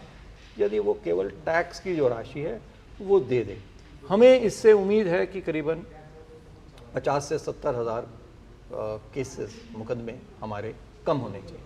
दूसरा, हमने इसमें ये घोषणा किया है कि हमारी तरफ से हम राजस्व, सरकार जो है, कम से कम केसेस कोर्ट्स में दायर करेंगे। तो जो मॉनेटरी लिमिट्स हैं, जो टैक्स इफेक्ट है, वो अभी ट्राइब्यूनल के लिए 50 लाख रुपए था, उसको हमने 60 लाख किया है कि अगर 60 लाख रुपए से कम का उसके अंदर में डिस्प्यूट है तो उसको हम प्राधिकरण में नहीं जाएंगे। 1 करोड़ की जो सीमा थी हाई कोर्ट में जाने के लिए, उसको हमने 2 करोड़ किया है। और उसी प्रकार से सुप्रीम कोर्ट में जो 2 करोड़ रुपए की सीमा थी, उसको हमने 5 करोड़ रुपए, तो 5 करोड़ रुपए से कम यदि कर उसके अंदर में उसके विवाद है तो उसमें हम सुप्रीम कोर्ट में नहीं जाएंगे। तीसरा जो हमने घोषणा की है कि और अधिक अधिकारी, विशेषकर जो कमिश्नर के स्तर पे हमारी पेंडेंसी बहुत है, तो उसको जो है हम और अधिक अधिकारी लगा करके वहाँ पे, विशेषकर जो हमारे हाई वैल्यू के जो केसेस हैं उनके लिए लगा करके उनको हम कम करने का प्रयास करें। तो संक्षिप्त में जी डॉक्टर जोशी, अगर हम समझना चाहें बैंकिंग व्यवस्था की, तो कितनी मजबूत बैंकिंग व्यवस्था अभी नज़र आती है? फिस्कल डेफिसिट नंबर देखने पर ऐसा क्या अनुमान है आपका बोरोइंग्स को लेकर के, और क्या प्रोडक्टिव सेक्टर्स के लिए जो कर्ज है वो मुहैया कराते रहेंगे हम लोग, जिससे कि विकास को बढ़ावा मिलेगा? देखिए, बैंकिंग व्यवस्था काफ़ी अभी सुदृढ़ है, खासकर जो पिछले 10 सालों में जो स्टेप्स लिए गए गवर्नमेंट के द्वारा, उससे हमारे 2014 से पहले कुछ बैंक्स वो लॉसेस में थे और आरबीआई के प्रॉम्प्ट करेक्टिव एक्शन के अंदर थे, उससे वो लोन वगैरह नहीं दे सकते थे और काफ़ी तरह के उन पर रिस्ट्रिक्शंस थे। गवर्नमेंट ने करीब 3.5 लाख करोड़ रुपए का पिछले 7-8 सालों में उसमें बैंकों में डाला, जिससे कि बैंक हमारे सुदृढ़ हुए और जो हमारे एनपीएस थे उनको रिकॉग्नाइज़ किया गया और उनके नियमों में चेंज करके आरबीआई के द्वारा और गवर्नमेंट के द्वारा उन पे कांस्टेंट विजिल रख करके, तो आज बैंक उस स्थिति में आ पाए हैं जहां वो सुदृढ़ हैं। और इस बजट में भी आपने देखा होगा, इसके पहले 3-4 बजट गए, उसमें कोई भी कैपिटल इन्फ्यूजन का बैंकों में नहीं किया गया। एक सबसे बड़ा अचीवमेंट मैं इस बात का मानता हूँ, जिससे कि वो इकोनॉमी में अपना योगदान ज़्यादा से ज़्यादा क्रेडिट दे करके कर रहे हैं और हर वर्ष जो क्रेडिट है उनका करीब 14-15% के हिसाब से बढ़ता जाए। और लगातार हम ये भी देख रहे हैं कि बहुत सारी जो एम्प्लॉयमेंट से लिंक्ड जो योजनाएं हैं उसमें भी लोन एक बहुत ही इम्पॉर्टेंट फैक्टर रखा गया है, इसलिए बैंकिंग व्यवस्था काफ़ी इंपॉर्टेंट हो जाती है, चाहे वो मुद्रा लोन हो या फिर एमएसएमईज को सपोर्ट करने की जो व्यवस्था हो। तो उसके लिए बैंकिंग व्यवस्था कितनी तैयार है? तो देखा जाए, जैसे आपने कहा कि कई सारी एम्प्लॉयमेंट जनरेशन स्कीम्स में बैंक का लोन एक बहुत महत्वपूर्ण है, जैसे मुद्रा का है या आपका स्वनिधि है जी। स्किल के लिए एक नया मॉडल आप शायद बनाने जा रहे हैं, स्किल को लोन लेने के लिए, स्किल के लिए भी स्किल के लिए तो एक नई सेंट्रली स्पॉन्सर्ड स्कीम इस बजट में बताई गई है, जिसमें कि इंडस्ट्री और स्टेट गवर्नमेंट के माध्यम से जो यूथ को स्किल करने के लिए जो इंडस्ट्री की डिमांड होगी उस हिसाब से इंस्टीट्यूशंस को स्ट्रेंथन किया जाएगा और करीब 60,000 करोड़ का प्रावधान उसमें किया जा रहा है। सेंट्रल शेयर करीब 30,000 करोड़ का है, जिससे कि 20 लाख युवाओं को सहायता पहुंचाई जाएगी इसके द्वारा। तो वो एक है, स्किलिंग का लोन है, लार्जर स्किलिंग लोन देने की भी व्यवस्था करी जा रही है। फिर साथ ही साथ एजुकेशन लोन का भी इसी के साथ प्रावधान किया गया है। बट जो एक बैंकिंग व्यवस्था में सबसे बड़ा क्रांतिकारी स्टेप है वो डिजिटल फुटप्रिंट्स को लेकर के, यूपीआई का जैसे जैसे उपयोग बढ़ रहा है, तो बैंकों के अंदर एक ऐसी भावना आ रही है कि किसी को लोन देने से पहले उसका डिजिटल फुटप्रिंट देख के दिया जाए। तो मॉडल थोड़ा सा चेंज करने की कोशिश भी करे जा रही है। लेकिन आप यूपीआई और जो डिजिटल पेमेंट सिस्टम है उसको भी सपोर्ट करने के लिए आपने व्यवस्थाएं जो बरकरार रखी हैं उसमें कोई कमी नहीं की गई है, यानी वो भी अभी जो सर्विसेज होती हैं वो फ्री रहेंगी, वैसे ही चलते रहेंगे। वैसे ही चलते रहेंगे। अजय जी, अभी आप एमएसएमई की जो बात कर रहे थे तो उसमें आपने कई चीज़ों को बताया। एक बात जो हम चाहेंगे कि आप दर्शकों के सामने स्पष्ट करें, क्योंकि ये सरकार का नज़रिया भी बताती है कि जो एमएसएमईज लोन लेते हैं बैंक से उनको भी असेसमेंट का तरीका बदल दिया गया है। पहले आपको फाइनेंशियल स्टेटस को जो छानने के लिए, छानबीन करने के लिए जो नज़रिया होता था बैंक का, बजट के माध्यम से वित्त मंत्री ने इस बात को सामने बहुत मजबूती से रेखांकित किया कि हम उस असेसमेंट के मॉडल को ही बदलना चाहते हैं। कहाँ तक ये एक पॉजिटिव सेंटिमेंट भी देता है इंडस्ट्री? इसकी हम लोगों की पूरे वर्ष भर जो इकॉनमी में अलग अलग स्टेक होल्डर्स हैं उनसे बात होती रहती है, लेकिन इस बजट के पहले जब एक व्यवस्थित ढंग से एमएसएमई एसोसिएशंस के साथ चर्चा हुई थी तो इसमें एक बात बड़ी स्पष्ट तौर पे निकली थी कि कई सारे बैंक कुछ इस तरह की पद्धति में चले गए हैं जहाँ पर वो एक एक्सटर्नल एजेंसी से क्रेडिट असेसमेंट कराते हैं। वो ऐसा कुछ मैंडेटरी नहीं है, लेकिन एक लोन देने के पहले एक बाहर की एजेंसी से भी करवा लें कि बाहर की एजेंसी जो क्रेडिट रेटिंग एजेंसी वो बड़े कारपोरेट की एजेंसी का क्रेडिट रेटिंग का तो अपना उनका तरीका है, एक स्ट्रक्चर है, एक पद्धति है, लेकिन जो छोटी एमएसएमई है उनके लिए कोई ऐसी बहुत चारू पद्धति नहीं है। एक तो उसे लागत लगती है बाहर जाने का, फिर कहीं की कुछ बैलेंस शीट वगैरह उनकी कुछ बहुत अच्छी नहीं हो सकती थी। इस बजट में कहा गया है कि बैंक, पब्लिक सेक्टर बैंक अपनी इन हाउस कैपेबिलिटी डेवलप करें। उनके पास अगर कोई एमएसएमई यूनिट आती है तो आप असेस करिए, इसमें इन हाउस करिए। दूसरा कहा गया कि इतना ज़्यादा डिजिटल फुटप्रिंट है, उसके आधार पर आप एक नई व्यवस्था बनाएं या बनवाएं, उसे इस्तेमाल करें। तो एक नया नज़रिया कि ऐसा नहीं कोई रिस्क ज़्यादा लेना है, लेकिन रिस्क का सही आंकलन हो सके, वो व्यवस्था जो बड़े बैंक है वो अपनी व्यवस्था करें, जो पब्लिक सेक्टर बैंक के लिए एक बड़ा ही स्पष्ट मैसेज है। और इससे पहले कि हम ब्रेक पे जाएं, सेठ सर, एक छोटा सा सवाल आपसे डीपीआई को लेकर के हम समझना ये चाहते हैं, क्योंकि G20 आपने लीड किया और उसमें डिजिटल पब्लिक इंफ्रास्ट्रक्चर की जमकर तारीफ पूरी दुनिया ने की। अब उसको हम एग्रीकल्चर के लिए इस्तेमाल करना चाहते हैं, रजिस्ट्री बनाना चाहते हैं, उसका क्या इम्पैक्ट होगा और ओवरऑल एग्रीकल्चर सेक्टर पर आप इस कदम को किस तरह से देखते हैं, अगर आप उस चीज़ को लिंक कर पाएँ तो? देखिए, जो एग्रीकल्चर में बात कही गई है तो वहाँ पर तीन चीज़ें हैं। किसान की आइडेंटिटी एक आधार के रूप में है, आधार उसका है। किसान की अपनी ज़मीनें हैं, ज़मीन पर अपनी खेती करता है, फसल बनाता है। जी। लेकिन अभी ये तीनों चीज़ें अलग अलग व्यवस्थाओं में है। तो अगर वो किसान ने, किसी ने वहाँ पर एक सरसों की खेती करी है और ब्रांच के कहीं वो बैंक के पास जाके कहता है कि मैंने इस वर्ष सरसों की खेती करी है, मुझे उसके लिए लोन चाहिए, वो ब्रांच मैनेजर को पता नहीं है कि क्या सरसों की खेती करी है। कृषि मंत्रालय को या राज्य का जो कृषि विभाग है उसे उस राज्य में सरसों की कितनी खेती हो रही है उसके बारे में भी सही आकलन नहीं हो पाता है। तो ये जो डीपीआई है, एक फार्मर रजिस्ट्री में एक तरफ उसका आधार नंबर और बैंक अकाउंट कनेक्ट होगा, दूसरी तरफ से उसकी क्या ज़मीनें हैं वो कनेक्ट होंगी, साथ में ज़मीन के साथ उसका एक नक्शा है, नक्शे की जीआईएस मैपिंग हो रखी है, वो अलग कनेक्ट होगा। तो ऐसा नहीं कोई एक डेटाबेस बनेगा, सब अपने अपने बनेंगे लेकिन एक दूसरे से बात कर सकेंगे। और वो क्या है कि मोबाइल लेके पहुंच गए, किसी भी एक युवा व्यक्ति या जाके वहाँ पर अगर फोटोग्राफ भी ले लिया तो पता लग जाएगा कि सरसों लगी है कि कुछ नहीं लगा है। जी।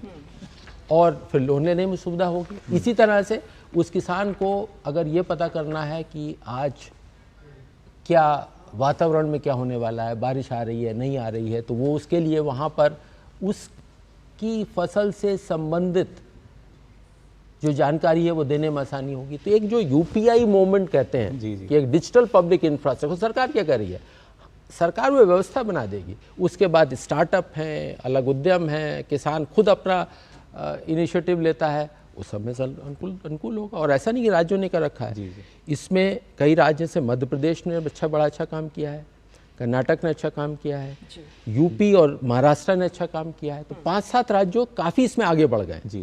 प्रयत्न है कि सभी राज्य उस रास्ते पे चल सकते। तो एक संकेत दिया गया है, एक पहल सामने रखी गई, एक सोच रखी गई है, जिस पर काम होगा और हो रहा है। ममता जी, एक नया मॉडल है जो भारत ने पूरी दुनिया को दिया है। ये डीपीआई एक नया मॉडल है जो पूरी मतलब एक प्लेटफॉर्म सरकार बनाती है, उसका सभी स्टेक होल्डर इस्तेमाल करें। पूरी दुनिया में ये मॉडल नहीं है और पूरी दुनिया ने इस बात को सराहा। एक छोटा सा ब्रेक लेते हैं, ब्रेक के उस पार कुछ और भी सवाल एक्सपेंडिचर को लेकर के हैं, उसको लेकर के हम वित्त सचिव साहब के पास चलेंगे। आप देख रहे हैं हमारा खास कार्यक्रम बजट 2004।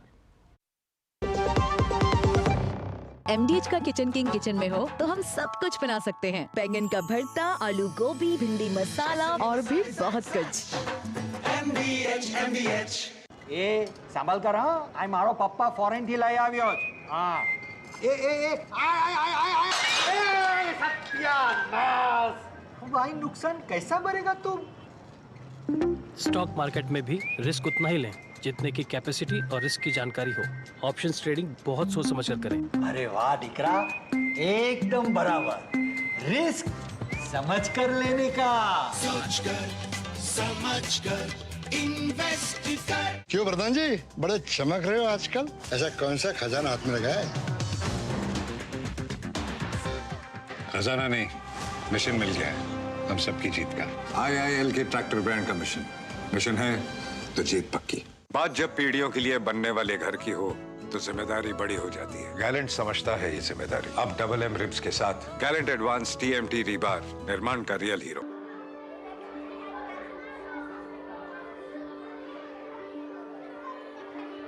पता है कैसे हुई स्कूल आती, कैसे गांव गांव में बिजली आती, कैसे महिलाएं सशक्त बनती, कैसे देश की सुरक्षा सुनिश्चित हो, कैसे हाईवे और सड़कें एक दूसरे से जुड़ती, कैसे स्वास्थ्य सेवाएं जन जन तक पहुंचती, कैसे चंद्रयान भारत का तिरंगा चांद पर लहरा,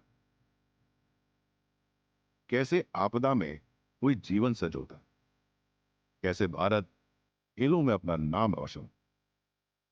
लेकिन ये अविश्वसनीय चीज संभव कैसे हो? जो इन सबको संभव बनाता है वो भारत का आयकर दाता। तो देश हित के लिए निभाएं अपना कर्तव्य। निर्धारण वर्ष 2024-2025 के लिए देय तिथि 31 जुलाई 2024 से पहले अपना आयकर रिटर्न अवश्य भरें। प्रत्येक आयकर दाता एक राष्ट्र निर्माता।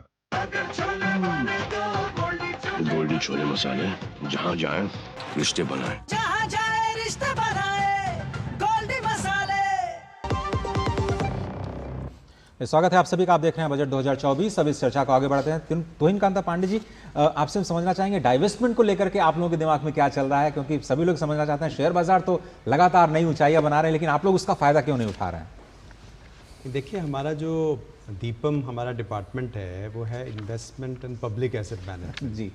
तो पब्लिक एसेट्स मैनेजमेंट की जो अप्रोच हमारी है कि ओवरऑल वैल्यू क्रिएशन हो, और उस वैल्यू क्रिएशन में आप देखेंगे हमारे जो 77 जो हैं listed companies, banks, insurance companies, उनका मार्केट कैप पिछले 3 सालों में 12 लाख करोड़ से 73 लाख करोड़ हुआ है। तो इतना वैल्यू क्रिएशन हुआ है क्योंकि उनकी जो एक्चुअल स्टॉक की वैल्यू है वो रियलाइज़ हुई है, मार्केट ने उसको समझा है, उनमें कैपेक्स की इम्प्रूवमेंट हुई है। कैपेक्स की बात हुई थी, 3 लाख करोड़ से ज़्यादा कैपेक्स जो है वो इस बजट में नहीं है, लेकिन उनके अपने रिसोर्सेज से वो लोग करते हैं। PSUs करते हैं।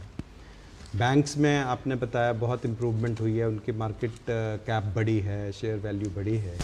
तो डाइवेस्टमेंट जो है वो सिर्फ एक स्ट्रैटेजी है आपकी लिस्ट करना या उसका डाइल्यूशन करना, लेकिन overall management of public asset management सबसे इम्पॉर्टेंट चीज़ है।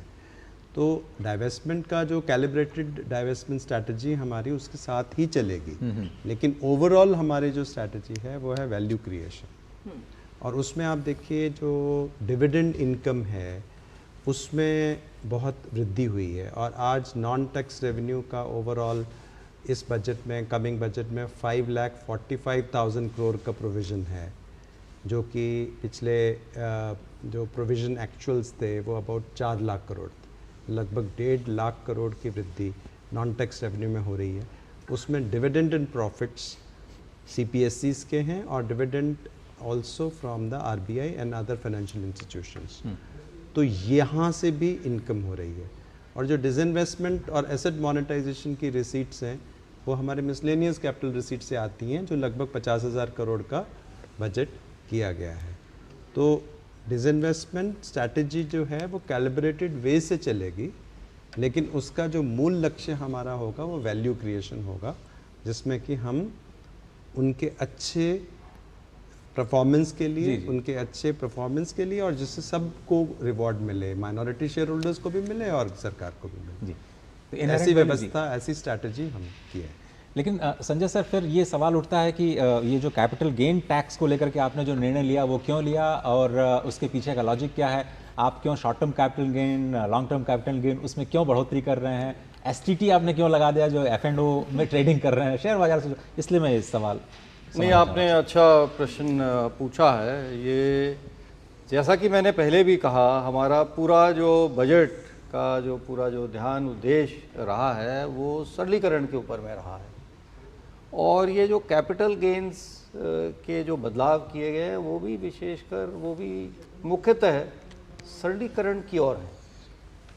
तो आपको मालूम है कि पहले जो है, पहले इसलिए कह रहा हूँ क्योंकि आज से पहले, जी, क्योंकि ये जो बदलाव हैं, अन्य बदलाव, कई सारे बदलाव तो आगे से होंगे, लेकिन ये बदलाव आज के दिन से हुआ है। और आज से पहले कई प्रकार के जो अलग अलग एसेट्स हैं उनमें अलग अलग दरें थी, किसी में 10% लेकिन इंडेक्सेशन नहीं है, 20% इंडेक्सेशन है, इंडेक्सेशन नहीं है, तो काफ़ी कॉम्प्लेक्स एप्लीकेबल रेट है। जी 4 प्रकार के रेट्स थे, और 3 प्रकार के जो है होल्डिंग पीरियड थे कि इतना आप रखोगे इतने समय के लिए, तब लॉन्ग टर्म कैपिटल गेन्स लगेगा, और नहीं तो फिर short term capital gains tax लगेगा। तो ये एक मांग बहुत लंबे समय से आ रही थी कि हमारे को इसको सरल करना चाहिए। तो मुख्यतः जो हमने किया है उसमें सरल किया है। अब साथ साथ उसके निश्चित रूप से कुछ एक जो एसेट क्लासेस हैं उनमें बढ़ोतरी भी हुई।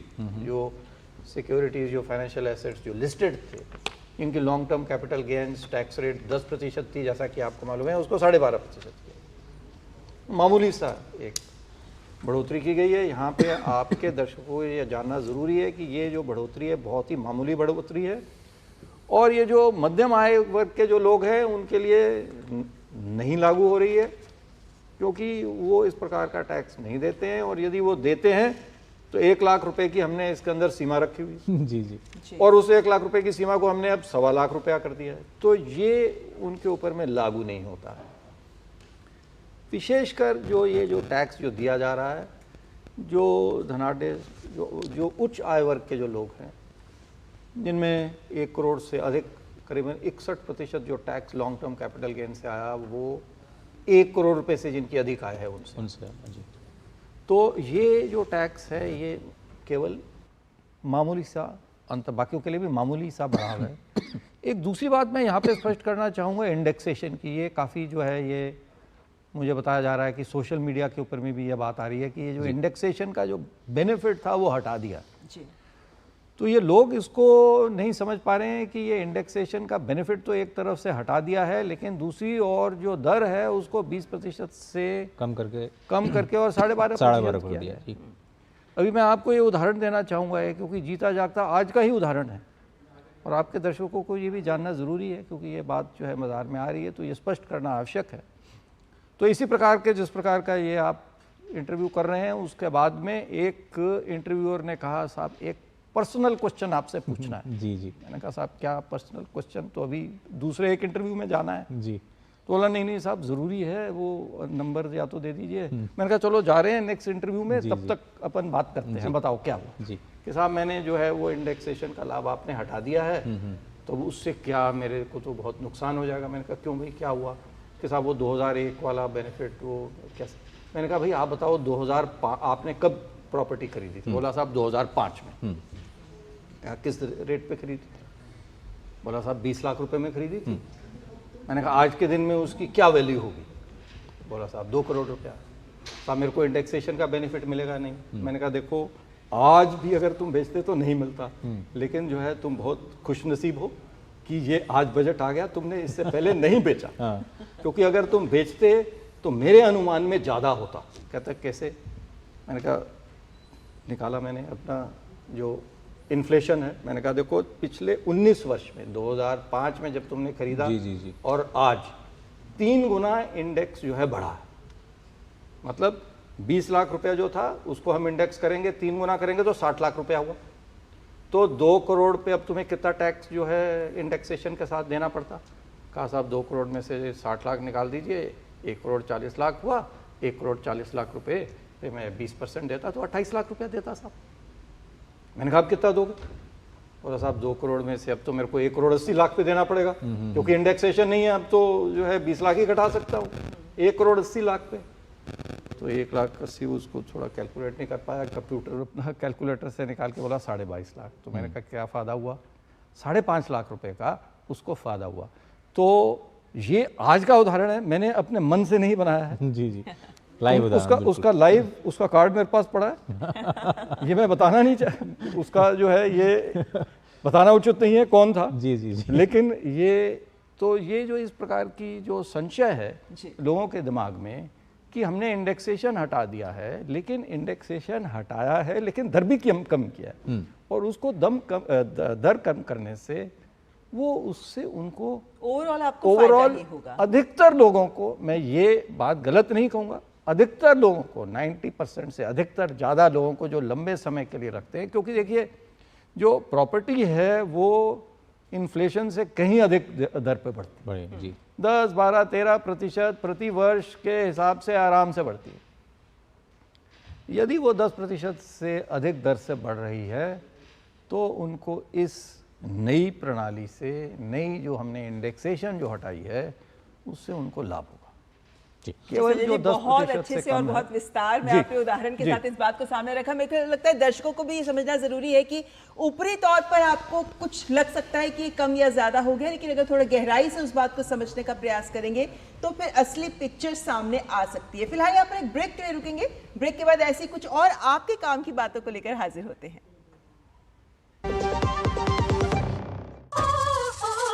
वाली भोली भाली मेहनत वाली नखरे वाली असली तड़के वाली, ये तो बड़ी समझदार बड़ी होशियार एमडीएच के साथ अब जुड़ते नई टेस्ट का असली taste MDH ginger garlic paste. MDH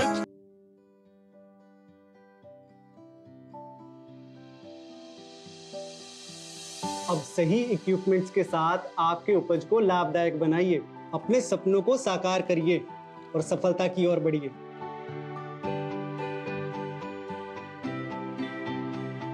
आपकी खुशियों की ओर आपके बैंकिंग साथी के साथ।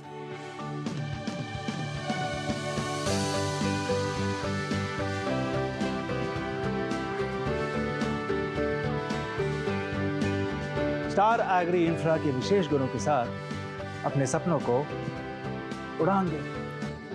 बैंक ऑफ इंडिया, रिश्तों की जमा पूंजी। स्वाद से सबको दीवाना कर दे, दीवाना कर दे। पता का चाय, गजब का स्वाद। मैं क्या जी सब जानते हैं, जहां दिखे मारियो अपना समझ के खा लियो। क्यों प्रधान जी बड़े चमक रहे हो आजकल, ऐसा कौन सा खजाना हाथ में लगा है? खजाना नहीं, मिशन मिल गया है हम सबकी जीत का। IIL के ट्रैक्टर ब्रांड का मिशन है तो जीत पक्की। भारत सरकार की कृषि और कृषक उन्नत की प्रतिबद्धताओं के साथ agriculture insurance company of India limited यानी AIC का गठन हुआ। समूचे भारतवर्ष में कृषि बीमा के लिए अधिकतम किसान AIC पर भरोसा करते हैं। आधुनिक तरीकों से आपदा की स्थिति में कृषि एवं कृषि संपदा के नुकसान के सटीक आकलन और त्वरित भुगतान का मजबूत सिस्टम बनाया गया है, क्योंकि हर किसान के घर तक खुशियां पहुंचाने का है इरादा। हम हैं AIC।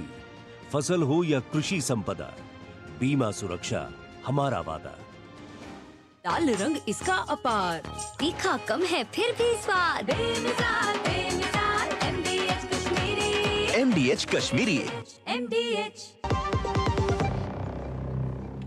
अब ब्रेक के बाद आपका स्वागत। हम लगातार चर्चा कर रहे हैं उन लोगों से जिन्होंने बजट बनाने में वित्त मंत्री का साथ दिया है और तमाम सवाल जो सबके मतलब के हैं वो हम पूछ ही रहे हैं। और सोमनाथन जी, एक सवाल जिसको लेकर बहुत पसोपेश की स्थिति बनी हुई है, डिफेंस को लेकर, डिफेंस को जो आवंटन किया गया उसको लेकर चर्चाओं का बाजार गर्म है कि भाई सरकार ने कम कर दिया है। आपके आंकड़े क्या कहते हैं? नहीं, defence expenditure has not been reduced. I can read out the figures. So if you look at, I'll give you a long boring list, but I have to give it since you have said this. So Ministry of Defence money is provided under 4 different heads. One is called Ministry of Defence Civil, one is Defence Services Revenue, another is Capital Outlay, and the fourth is Defence Pensions. So Defence Civil I'll start with. The amount for 23-24 budget for Defence Civil was in demand number 19. And the amount was 22,612. In the next year, it is 25,963. BE to BE, I'm comparing. I can also do RE separately if you want. I'm just illustrating. Defence Services Revenue 270 last year, 282 this year. बढ़ा है. Then Capital Outlay 162,600 last year, 172 this year. Okay. And pensions. 138 last year, 141 this year. So every one of them has gone up. So I am not clear how it is said that this is falling. It is not falling. It is कम नहीं है, expenditure बढ़ाया ही गया है defence के sector. Doctor Joshi, अगर हम समझना चाहें कि जो बैंकिंग सिस्टम में रिकवरी काफ़ी इंपॉर्टेंट एक पैमाना होता है, एनपीएस को कम करने में तो हम सफल हुए हैं, लेकिन अब जो डेट रिकवरी का प्रोसेस है उसके लिए इस बजट में क्या प्रावधान किएगा, उससे फ़ायदा क्या होगा बैंकिंग इंडस्ट्री? तो इस बजट में तो एनसीएलटी के बारे में बोला गया कि उनके संख्या बढ़ाई जाएगी, एनसीएलटी के बेंचों का। उसी तरह से डीआरटी के जो नंबर हैं वो बढ़ाए जाएंगे। अभी देश में हमारे पास 39 के करीब डीआरटी हैं और 5 डीआरएटी जो उनको सुपरवाइज करते हैं। लेकिन अगर हम देखें कि वो कितने केसेस हर साल डिस्पोज कर रहे हैं और कितने नए केस आ रहे हैं, तो हर साल करीब 1500 नए केस डीआरटी में आ रहे हैं, डीआरटी के सिस्टम में, जबकि उनकी डिस्पोजल की जो क्षमता है वो करीब 800 के आसपास। तो एक बहुत बड़ा गैप है, लगभग 50% नए केस जो है वो डिसाइड नहीं हो पा रहे हैं। और आज के डेट में करीब 2.22 लाख केस ये 39 डीआरटीज में पेंडिंग है, जिनमें जो पैसा इन्वॉल्व है वो भी बहुत सारा है, 16 लाख करोड़ का पैसा। तो इन सब को ध्यान में रखते हुए इस बार माननीय वित्त मंत्री महोदया ने ये बताया है कि इनकी संख्या बढ़ाई जाएगी। एक चीज़ और है, जो हमारा आईबीसी कोड है उसमें भी डीआरटी को एक रोल दिया गया है। वो क्या रोल है कि वो एग्जीक्यूटिंग अथॉरिटी हैं, उनको डेजिग्नेट किया गया है डीआरटीज को for individual and partnership forms. तो ये प्रावधान अभी नोटिफाई करना बाकी है। जब ये प्रावधान भी नोटिफाई हो जाएगा तो डीआरटी का काम और ज़्यादा बढ़ जाएगा। इसलिए भी एक बहुत बड़ा जस्टिफिकेशन है कि उनकी संख्याओं की वृद्धि की जाए। जी चलिए, वक्त थोड़ा कम है लेकिन चलते चलते अजय जी एक बात ज़रूर मैं चाहूँगी कि हम ये सबके सामने रखें, क्योंकि ऐसे वक्त में जबकि क्लाइमेट एक जलवायु परिवर्तन एक हमारी कटु वास्तविकता बन चुका है, तमाम देश हैं, विकसित देश हैं जो अपने विकास के लिए अभी भी इसकी ओर कदम नहीं बढ़ा रहे। हमारे इस बजट में कहाँ तक ये जो ग्रीन इकोनॉमी की सोच है ये भी परिलक्षित होती है। क्रिटिकल मिनरल्स मिशन भी हमारे सामने आ रहा है। कितना महत्वपूर्ण है इस पक्ष को भी समझना? 3 या 4 बिंदु इसमें रखे गए हैं। पहली बात,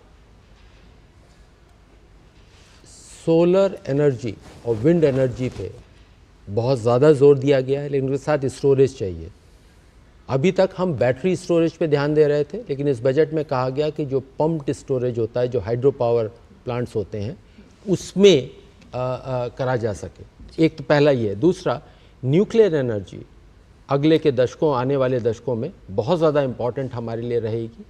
उसमें रिसर्च और डेवलपमेंट प्राइवेट सेक्टर के साथ मॉड्यूलर रिएक्टर बने, दूसरा इसमें पहल है। तीसरा, कई दशकों तक कोयले पे आधारित जो ultrasound, advance ultra super critical technology के जो प्लांट्स हैं, वो पहला प्लांट हिंदुस्तान में लगेगा।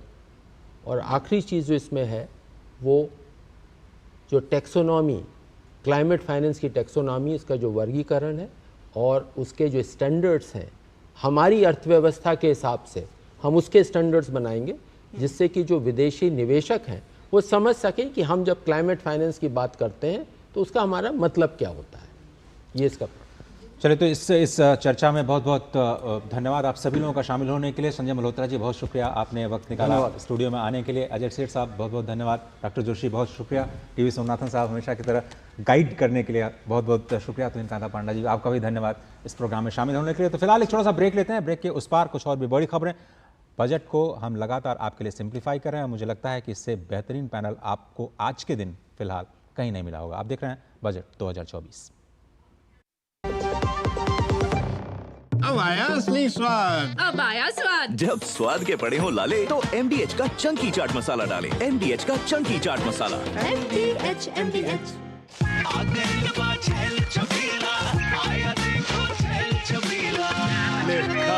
अच्छा भैया, मेरी गाय को भी अपने हाथों से चारा खिला दो। अरे खिलाई देते हैं। हमारी गाय भैया।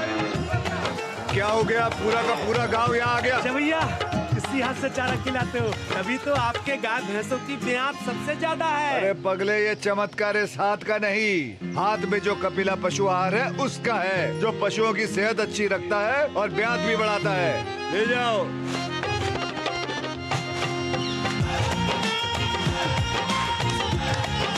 कपिला, देश का नंबर 1 पशु आहार।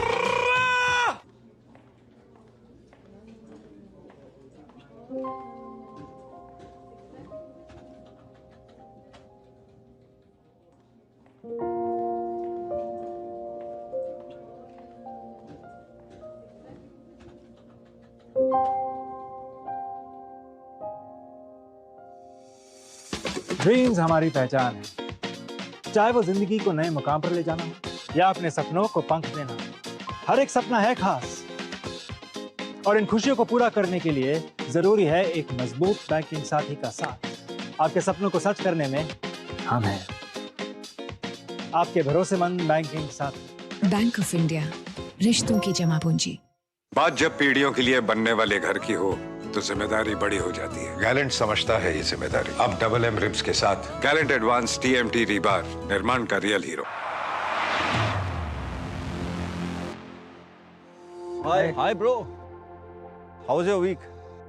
यार सिविल का तो तुझे पता ही है, same old routine. What about yours? Mine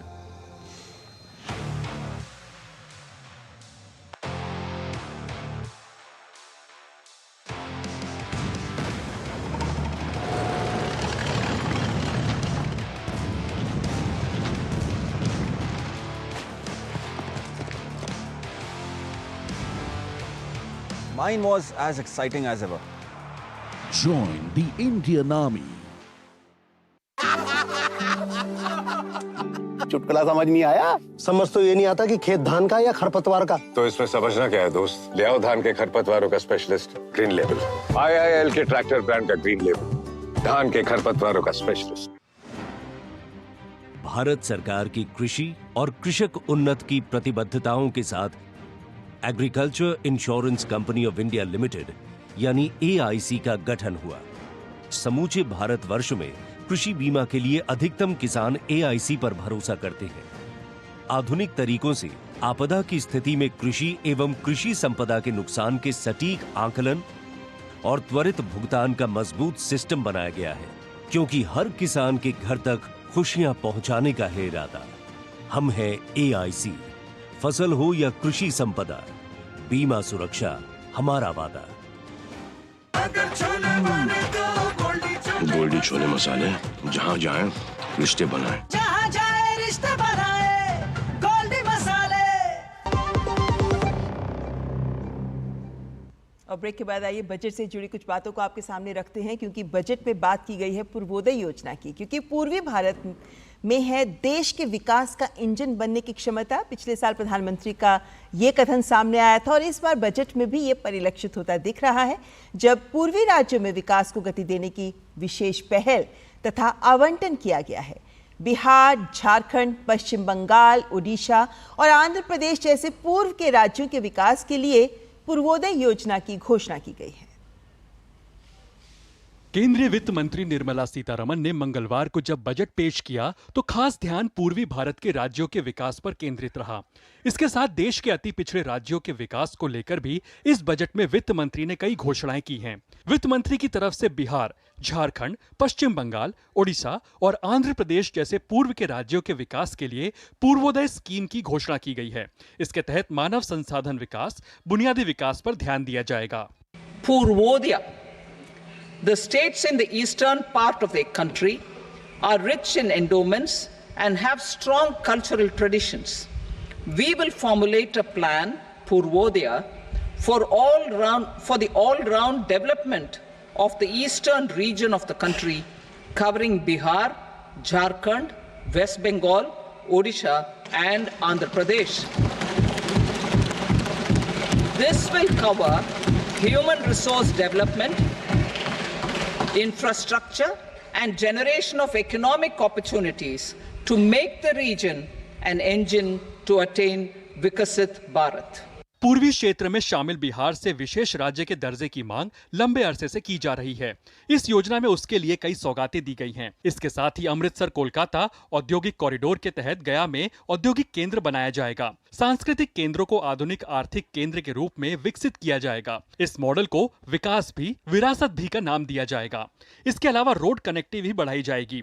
इसके तहत पटना पूर्णिया एक्सप्रेसवे, बक्सर भागलपुर एक्सप्रेसवे का निर्माण किया जाएगा। इसके अलावा बक्सर में गंगा नदी पर 2 लेन का पुल भी बनाया जाएगा। इसके लिए 26,000 करोड़ रुपए खर्च किए जाएंगे। साथ ही बिहार को एक और सौगात दी गई है। यह 2400 मेगावाट की क्षमता का पावर प्लांट का निर्माण पीरपैंती में 21,400 करोड़ रुपए की लागत से किया जाएगा।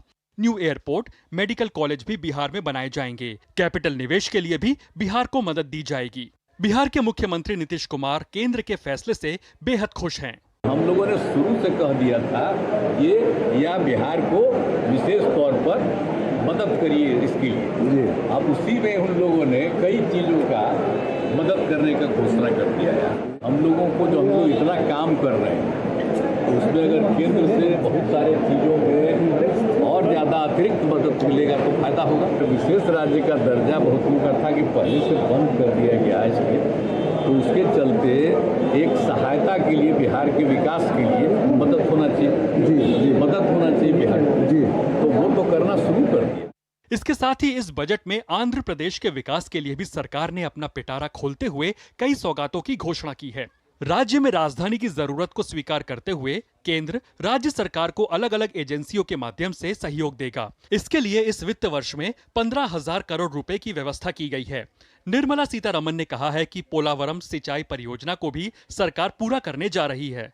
इसके साथ ही आंध्र प्रदेश पुनर्गठन एक्ट के तहत विशाखापत्तनम, चेन्नई औद्योगिक गलियारे में, कोप्परती क्षेत्र और हैदराबाद बेंगलुरु औद्योगिक गलियारे में और वाकल क्षेत्र में विकास के लिए फंड दिए जाएंगे। रायलसीमा, प्रकाशम, उत्तरी तटीय आंध्र के लिए फंड मुहैया कराया जाएगा। जो इश्यूज फेस कर रहे हैं आज, रोजगार की बात हो या अपने सपने साकार करने की बात हो, उन सबको एक बल देने का काम ये बजट में उन्होंने किया है। आंध्रा की बात जब आती है तो उसके लिए तो मैं तहे दिल से शुक्रिया अदा करना चाहूँगा नरेंद्र मोदी जी को, जिन्होंने एक वादा किया था कि आंध्रा की देखभाल हम करेंगे और उन्होंने आज किया है बजट के रूप में। एक बल देने के लिए आज 15,000 करोड़ का पैकेज एक जो दिया हुआ है, उसके लिए हम अपने किसानों की तरफ से, स्टेट की तरफ से हम शुक्रिया अदा करना चाहेंगे। ये केवल एक बजट वाला इशू नहीं है, ये इमोशनल इशू है आंध्रा के लिए। उसको एक जगह मिला है आज बजट में। और पोलावरम प्रोजेक्ट जो लाइफलाइन है आंध्रा के लिए, उसके बारे में भी उन्होंने बोला है कि वो ऑन टाइम वो रिस्पॉन्सिबिलिटी के साथ कंप्लीट करेंगे, तो वो भी एक अच्छी बात है आंध्रा के लिए।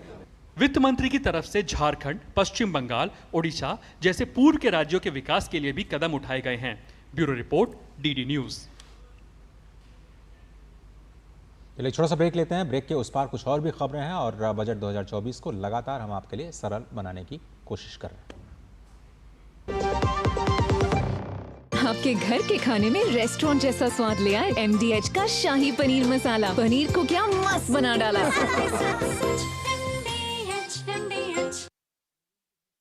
आपदा कभी समय देख कर नहीं आती, हो ओलावृष्टि या हो तेज आंधी। ऐसी स्थिति में बढ़ जाती है किसानों की परेशानी जब फसल का हो जाए नुकसान और हो जाए वित्तीय हानि। इस वित्तीय हानि से आज ही खुद को बचाओ। AIC और PMFBY के साथ फसल बीमा कराओ, सुरक्षा कवच पाओ।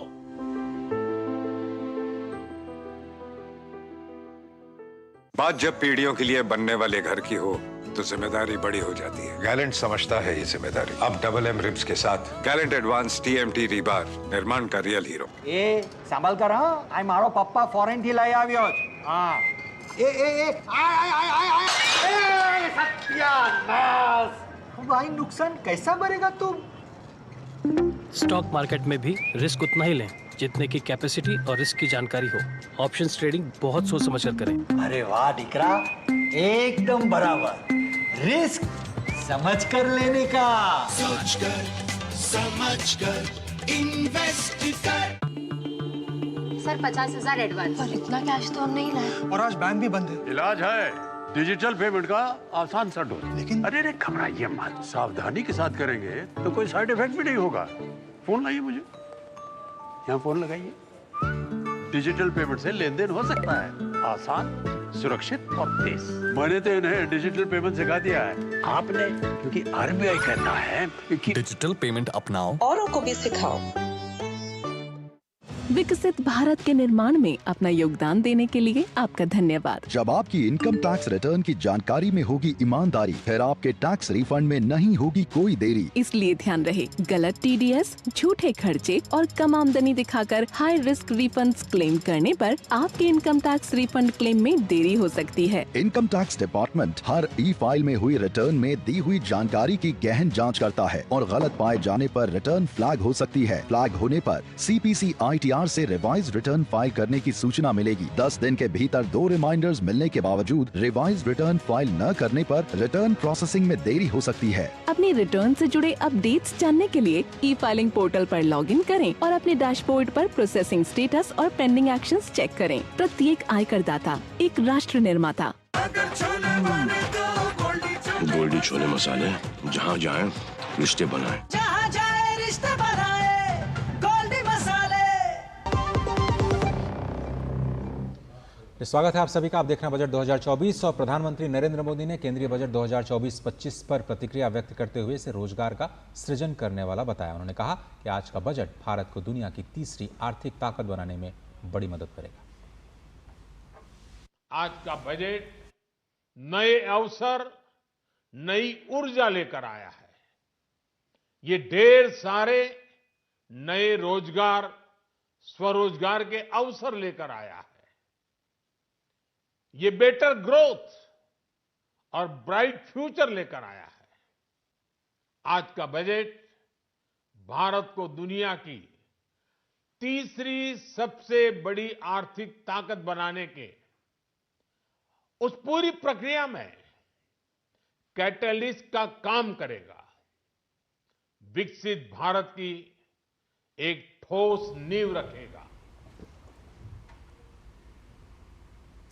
और प्रधानमंत्री नरेंद्र मोदी ने यह भी कहा कि रोजगार और स्वरोजगार के लिए अभूतपूर्व अवसर बढ़ाना सरकार की पहचान रही है। उन्होंने कहा कि बजट में सरकार ने रोजगार से जुड़े प्रोत्साहन स्कीम की घोषणा की है। रोजगार और स्वरोजगार के अभूतपूर्व अवसर बढ़, ये हमारी सरकार की पहचान रही है। आज का बजट इसे और सुदृढ़ करता है। देश और दुनिया ने PLI स्कीम की सफलता देखी है। अब इस बजट में सरकार ने एम्प्लॉयमेंट लिंक्ड इंसेंटिव स्कीम की घोषणा की है। इससे देश में करोड़ों करोड़ों नए रोजगार बनेंगे। इस योजना के तहत जीवन में पहली नौकरी पाने वाले युवा की पहली तनख्वाह हमारी सरकार देगी। स्किल डेवलपमेंट और उच्च शिक्षा के लिए मदद हो या फिर 1 करोड़ नौजवानों को इंटर्नशिप की योजना, इससे गांव के, गरीब के मेरे नौजवान साथी, मेरे बेटे बेटी देश की टॉप कंपनियों में काम करेंगे। और पीएम मोदी ने कहा कि केंद्रीय बजट में गरीबी समाप्त करने के लिए प्रमुख घोषणाएं की गई। उन्होंने कहा कि गरीबों के लिए 3 करोड़ घर बनाना तय हुआ है। देश में गरीबी समाप्त हो, गरीब का सशक्तिकरण हो, इस दिशा में भी आज के बजट में प्रमुख घोषणाएं की गई हैं। गरीबों के लिए 3 करोड़ नए घर बनाना तय हुआ है। जनजातीय उन्नत ग्राम अभियान सैचुरेशन अप्रोच के साथ 5 करोड़ आदिवासी परिवारों को मूलभूत सुविधाओं से जोड़ा जाएगा। इसके अलावा ग्राम सड़क योजना 25,000 नए ग्रामीण क्षेत्रों को ऑल वेदर रोड से जोड़ेगी। इसका लाभ देश के सभी राज्यों के दूर दराज गांवों को मिलेगा।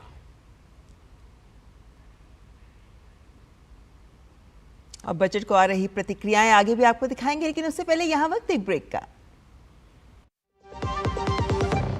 दादी के हाथों का जादू और खुशबू से महकता घर। MDH गरम मसाला, असली मसालों से भरा हूं मैं, क्योंकि हर रिश्ता है स्वाद से जुड़ा। इस साल हमारा टारगेट है to rise from here to here.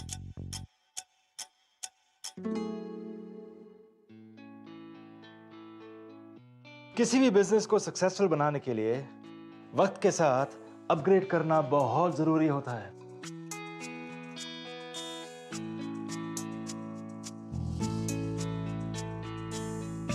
इस बदलती दुनिया के साथ अपने बिजनेस को अपग्रेड करना अब हुआ आसान।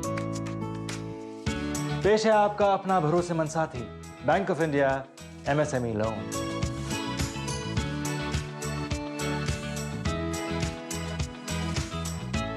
अब आप भी ले जाइए अपने बिजनेस को तरक्की की ओर।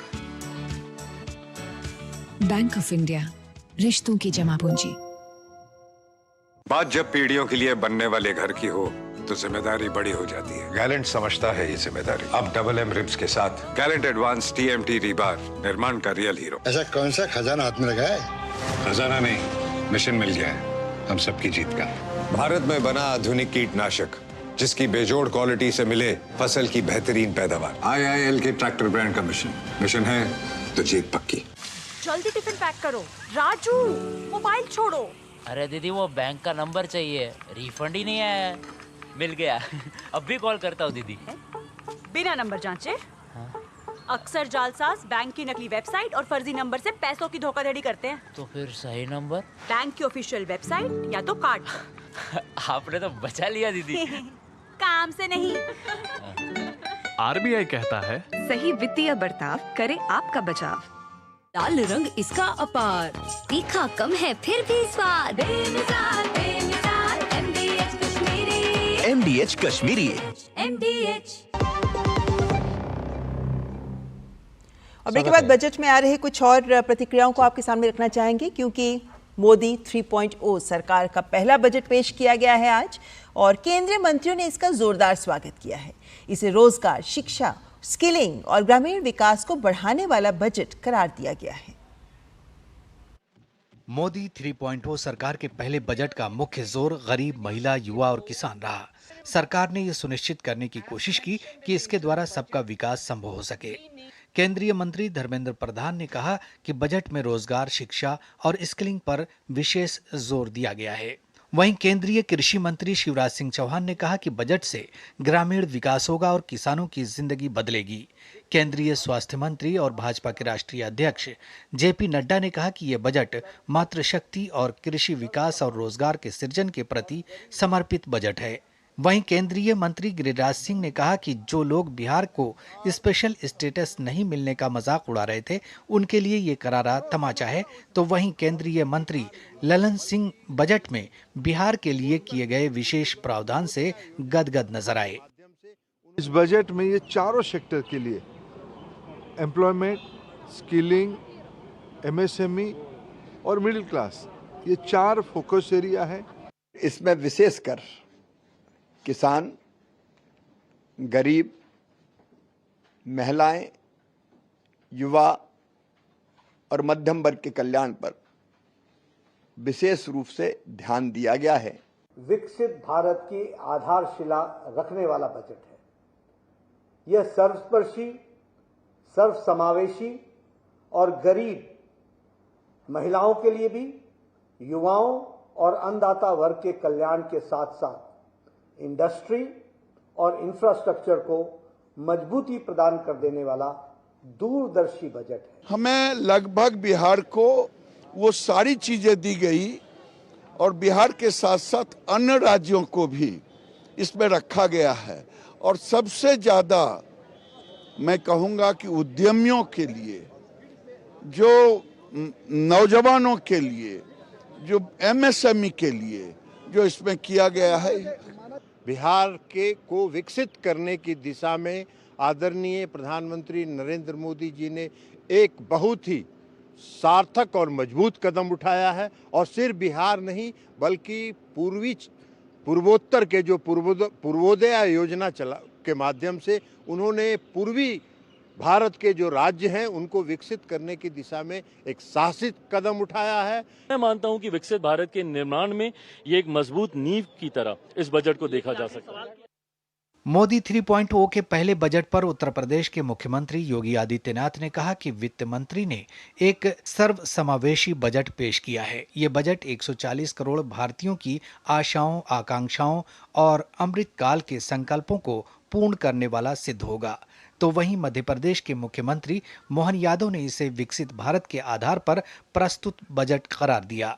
जबकि छत्तीसगढ़ के मुख्यमंत्री विष्णुदेव साय ने कहा कि बजट से कृषि और रोजगार के क्षेत्र में नई क्रांति आएगी। तो वहीं मणिपुर के मुख्यमंत्री एन बीरेन सिंह ने कहा कि ये बजट प्रधानमंत्री नरेंद्र मोदी के विकसित अर्थव्यवस्था के लक्ष्य को प्राप्त। एक छोटा सा ब्रेक लेते हैं। आप देख रहे हैं बजट 2024। MDH का किचन किंग किचन में हो तो हम सब कुछ बना सकते हैं। बैंगन का भरता, आलू गोभी, भिंडी मसाला और भी बहुत कुछ। MDH। अरे क्या हो गया, पूरा का पूरा गांव यहाँ आ गया। भैया इसी हाथ से चारा खिलाते हो, तभी तो आपके गाय भैंसों की ब्यात सबसे ज्यादा है। पगले ये चमत्कार इस हाथ का नहीं, हाथ में जो कपिला पशु आहार है उसका है, जो पशुओं की सेहत अच्छी रखता है और ब्यात भी बढ़ाता है। कपिला देश का नंबर 1 पशु आहार। बात जब पीढ़ियों के लिए बनने वाले घर की हो तो जिम्मेदारी बड़ी हो जाती है। गैलेंट समझता है ये जिम्मेदारी। अब डबल एम रिब्स के साथ गैलेंट एडवांस TMT रीबार, निर्माण का रियल हीरो। चुटकुला समझ नहीं आया? समझ तो ये नहीं आता कि खेत धान का या खरपतवार का। तो इसमें समझना क्या है दोस्त, ले आओ धान के खरपतवारों का स्पेशलिस्ट ग्रीन लेबल। IIL के ट्रैक्टर ब्रांड का ग्रीन लेबल, धान के खरपतवारों का स्पेशलिस्ट।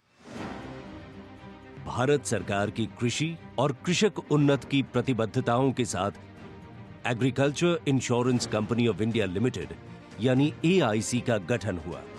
समूचे भारतवर्ष में कृषि बीमा के लिए अधिकतम किसान AIC पर भरोसा करते हैं। आधुनिक तरीकों से आपदा की स्थिति में कृषि एवं कृषि संपदा के नुकसान के सटीक आकलन और त्वरित भुगतान का मजबूत सिस्टम बनाया गया है, क्योंकि हर किसान के घर तक खुशियां पहुंचाने का है इरादा। हम हैं AIC। फसल हो या कृषि संपदा, बीमा सुरक्षा हमारा वादा।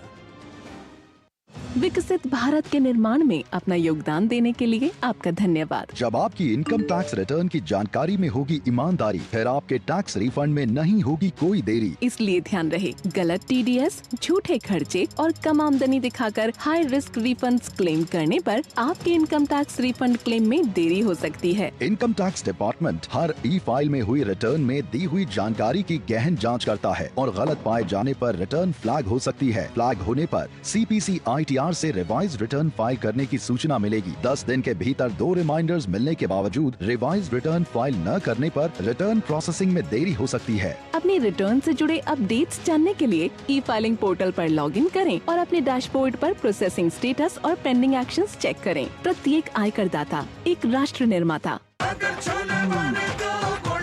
गोल्डी छोले मसाले, जहाँ जाए रिश्ते बनाए, जहाँ जाए रिश्ते बनाए, गोल्डी मसाले।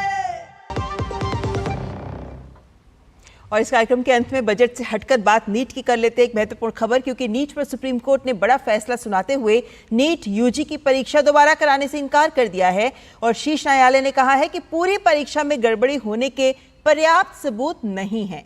शिक्षा मंत्री धर्मेंद्र प्रधान ने फैसले का स्वागत किया। उन्होंने कहा कि सत्यमेव जयते, सत्य की जीत हुई। केंद्र सरकार कहती रही कि बड़े पैमाने पर पेपर लीक नहीं हुआ है और अब सुप्रीम कोर्ट ने भी इसे सही ठहराया है। तो आप देखिए ये खबर और मेरे को और अजय को दीजिए इजाजत। नमस्कार।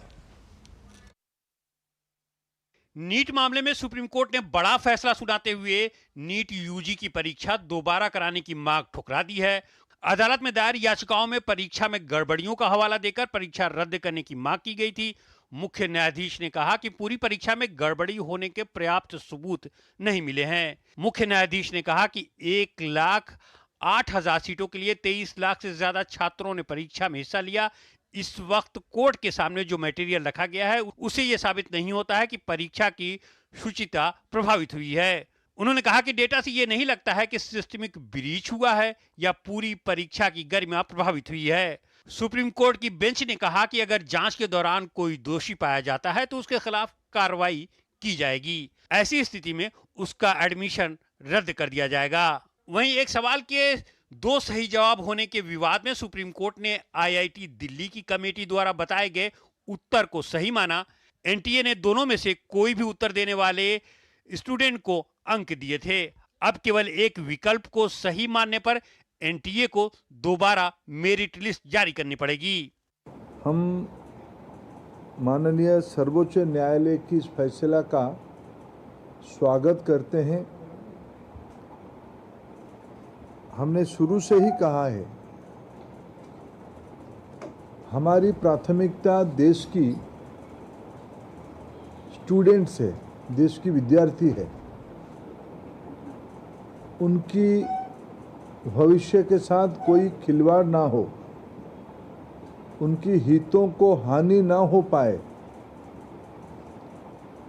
ये सरकार की प्राथमिकता रही है। 4 जून को नीट के नतीजे घोषित होने के बाद इसमें कथित गड़बड़ियों का दावा किया जा रहा था। सबसे पहले इस परीक्षा में बिहार में पेपर लीक की खबर ने तूल पकड़ा था। इसके बाद एक ही परीक्षा केंद्रों से कई टॉप करने और एक सवाल के 2 उत्तर ग्रेस मार्क जैसे पॉइंट्स ने गुत्थी को और उलझा दिया। इसके बाद पेपर लीक के संदेह के चलते कई राज्यों में छात्रों ने विरोध प्रदर्शन किया। दोबारा परीक्षा कराने की मांग को लेकर कई छात्रों ने अदालत को रुख किया। इसके बाद सुप्रीम कोर्ट में एक साथ सभी याचिकाओं को सुनने की कार्रवाई शुरू हुई। इस दौरान पटना पुलिस से लेकर CBI ने नीट परीक्षा में कथित गड़बड़ियों की जांच शुरू की। सर्वोच्च अदालत की बेंच ने सभी पहलुओं पर बहस सुनने के बाद यह तय किया है कि इस पर जल्दी से जल्द फैसला देना होगा। विकास सारथी के साथ ब्यूरो रिपोर्ट, DD न्यूज।